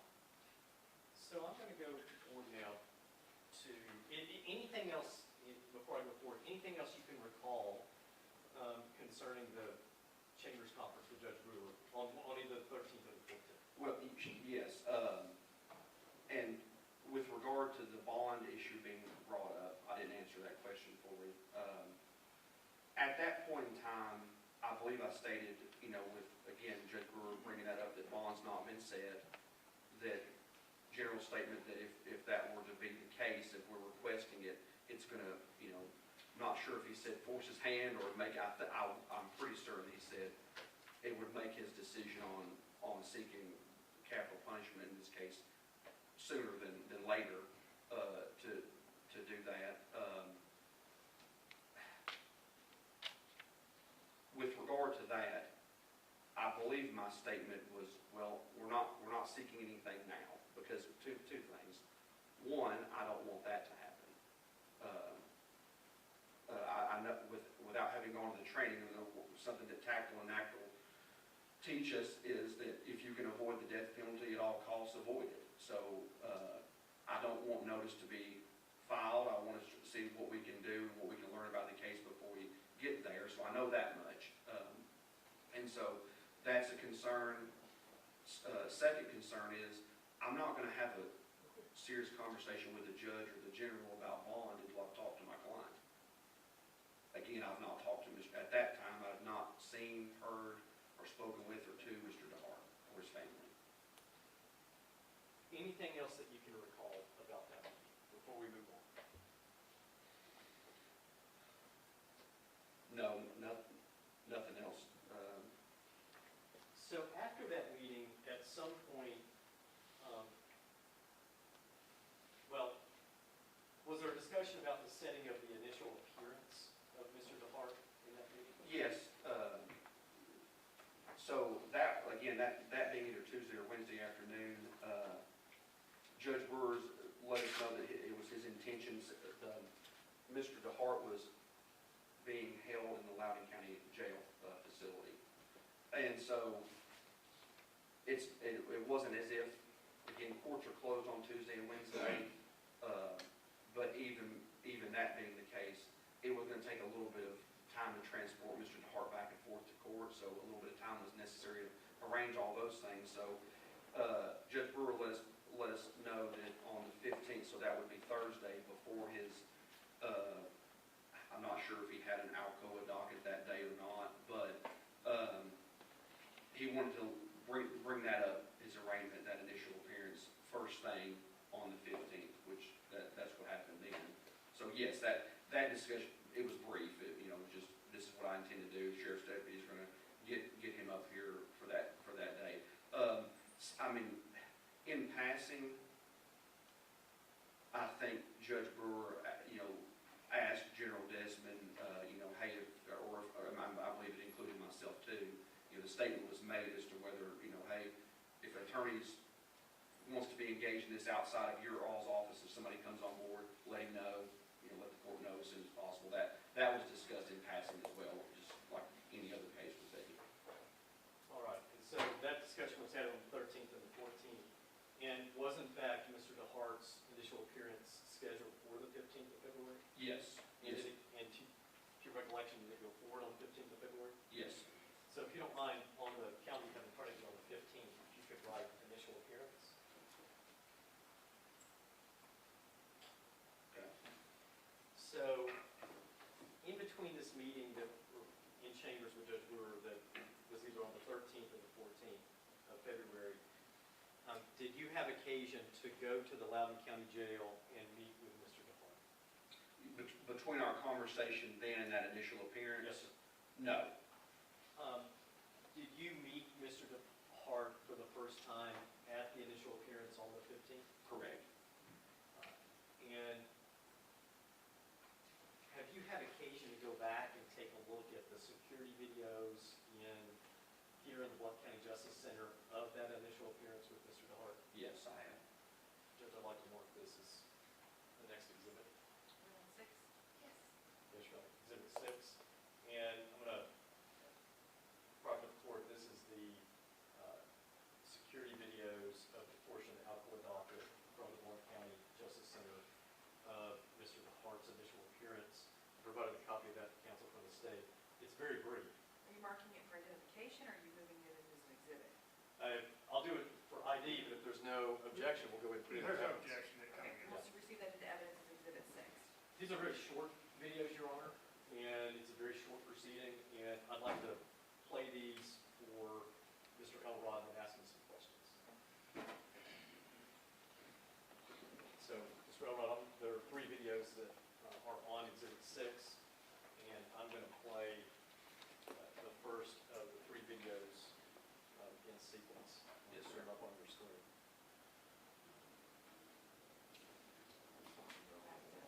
There you go. Judge, if you'll bear with me, I'll get there. No problem.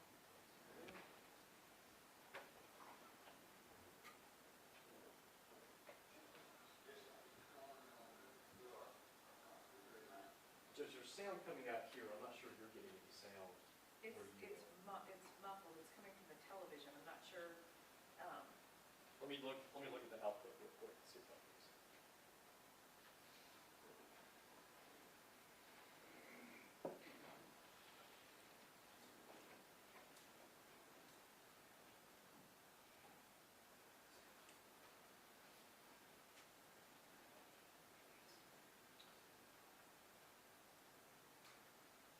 It's not giving me an option to change the output device.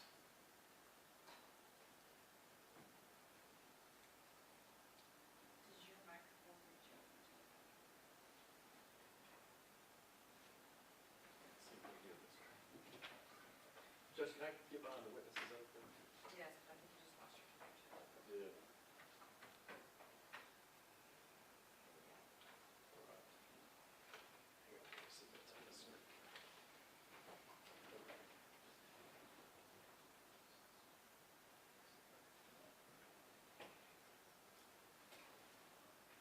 I'm going to play this and let's see if we can hear it.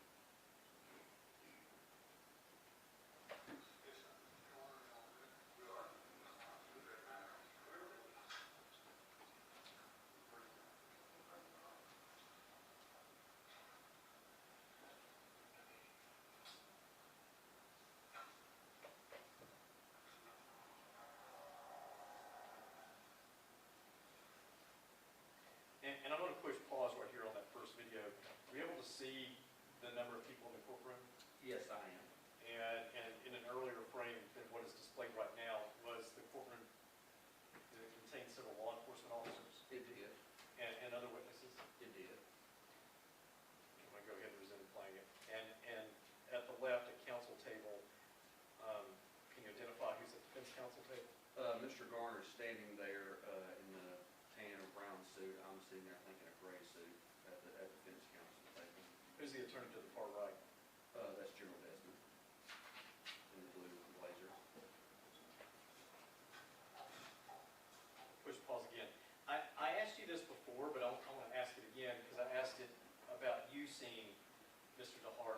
To your knowledge, had Mr. Garner go to see Mr. DeHart in the jail prior to this proceeding? He had not. And prior to this initial appearance, do you recall whether or not there had been any sort of further in-chambers conference with Judge Brewer? So between the time that General Desmond, myself, and Judge Brewer were discussing the day and a half or day between then and this appearance? Yes, sir. No, we've not had any further communication in chambers with the judge. Both myself and Mr. Garner had not. So when you got to the courtroom that day, you just went to the courtroom, you didn't go back to chambers and have any further discussions with Mr. Desmond or anyone else? No, I believe the only thing that I would have done that day as far as outside of that courtroom would to have been to go back and speak to my client or potential client about courtroom decorum and things like that. Just brief in nature. That if I was not in there that day, I usually do that in every court appearance for clients, is having some type of discussion about how they should act and how the courtroom's going to go. That helps them to be a little bit more calm and understanding of what's going on, what's taking place. I may have done that day. Going forward a little bit, I know I did that on the day that the preliminary hearing was conducted, but I very likely would have done it on that day too. Do you recall specifically right now, as you sit here, prior to this initial appearance, going back to the lockup and talking to Mr. DeHart? No, not with any specific conversation that we had, just speaking in general terms. I know it happened on the date of the preliminary hearing. I know it's usually my practice to go back and speak to folks, but I'm not certain that I can't sit there and tell you I'm certain that it didn't happen that day.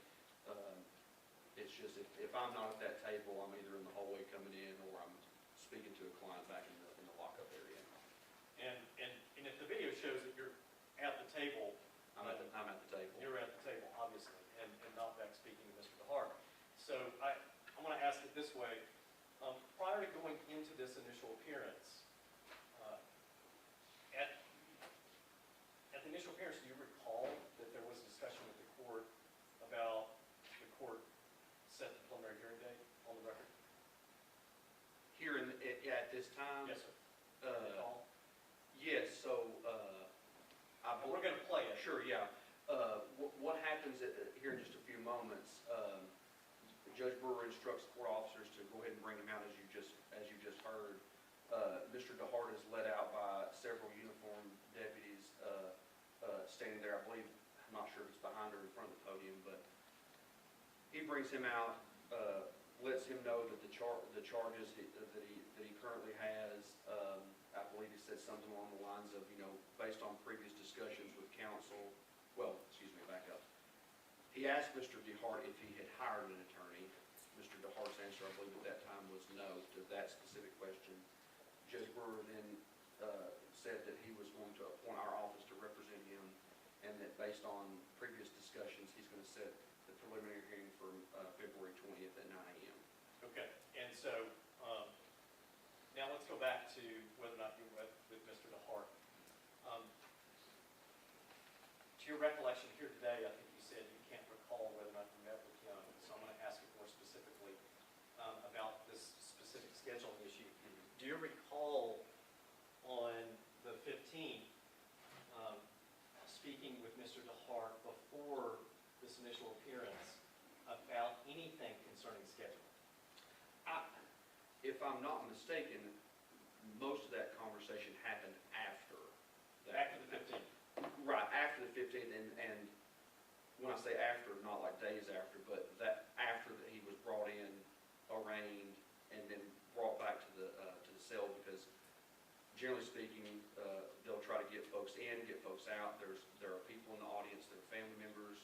Certainly emotions are high in most criminal cases, but get the folks in, get them out. It could be a security issue, and so. But what is on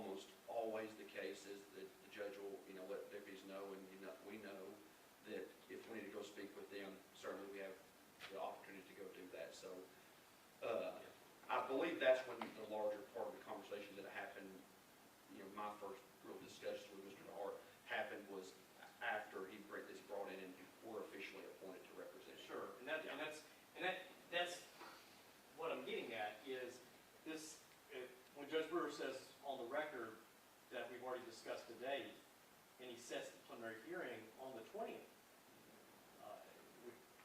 literally one business day away from the 15th, is that right? Right. I'm given the way the holidays are on the calendar that week. Correct.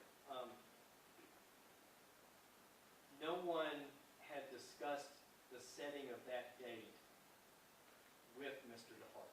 That's correct. So let's,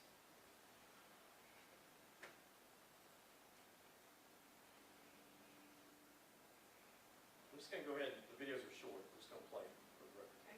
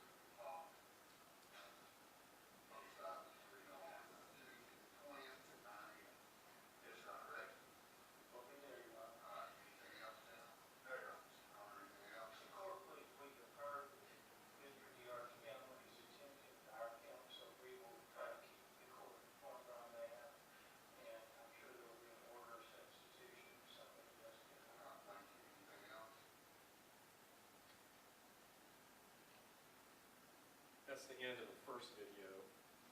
I'm going to now display the second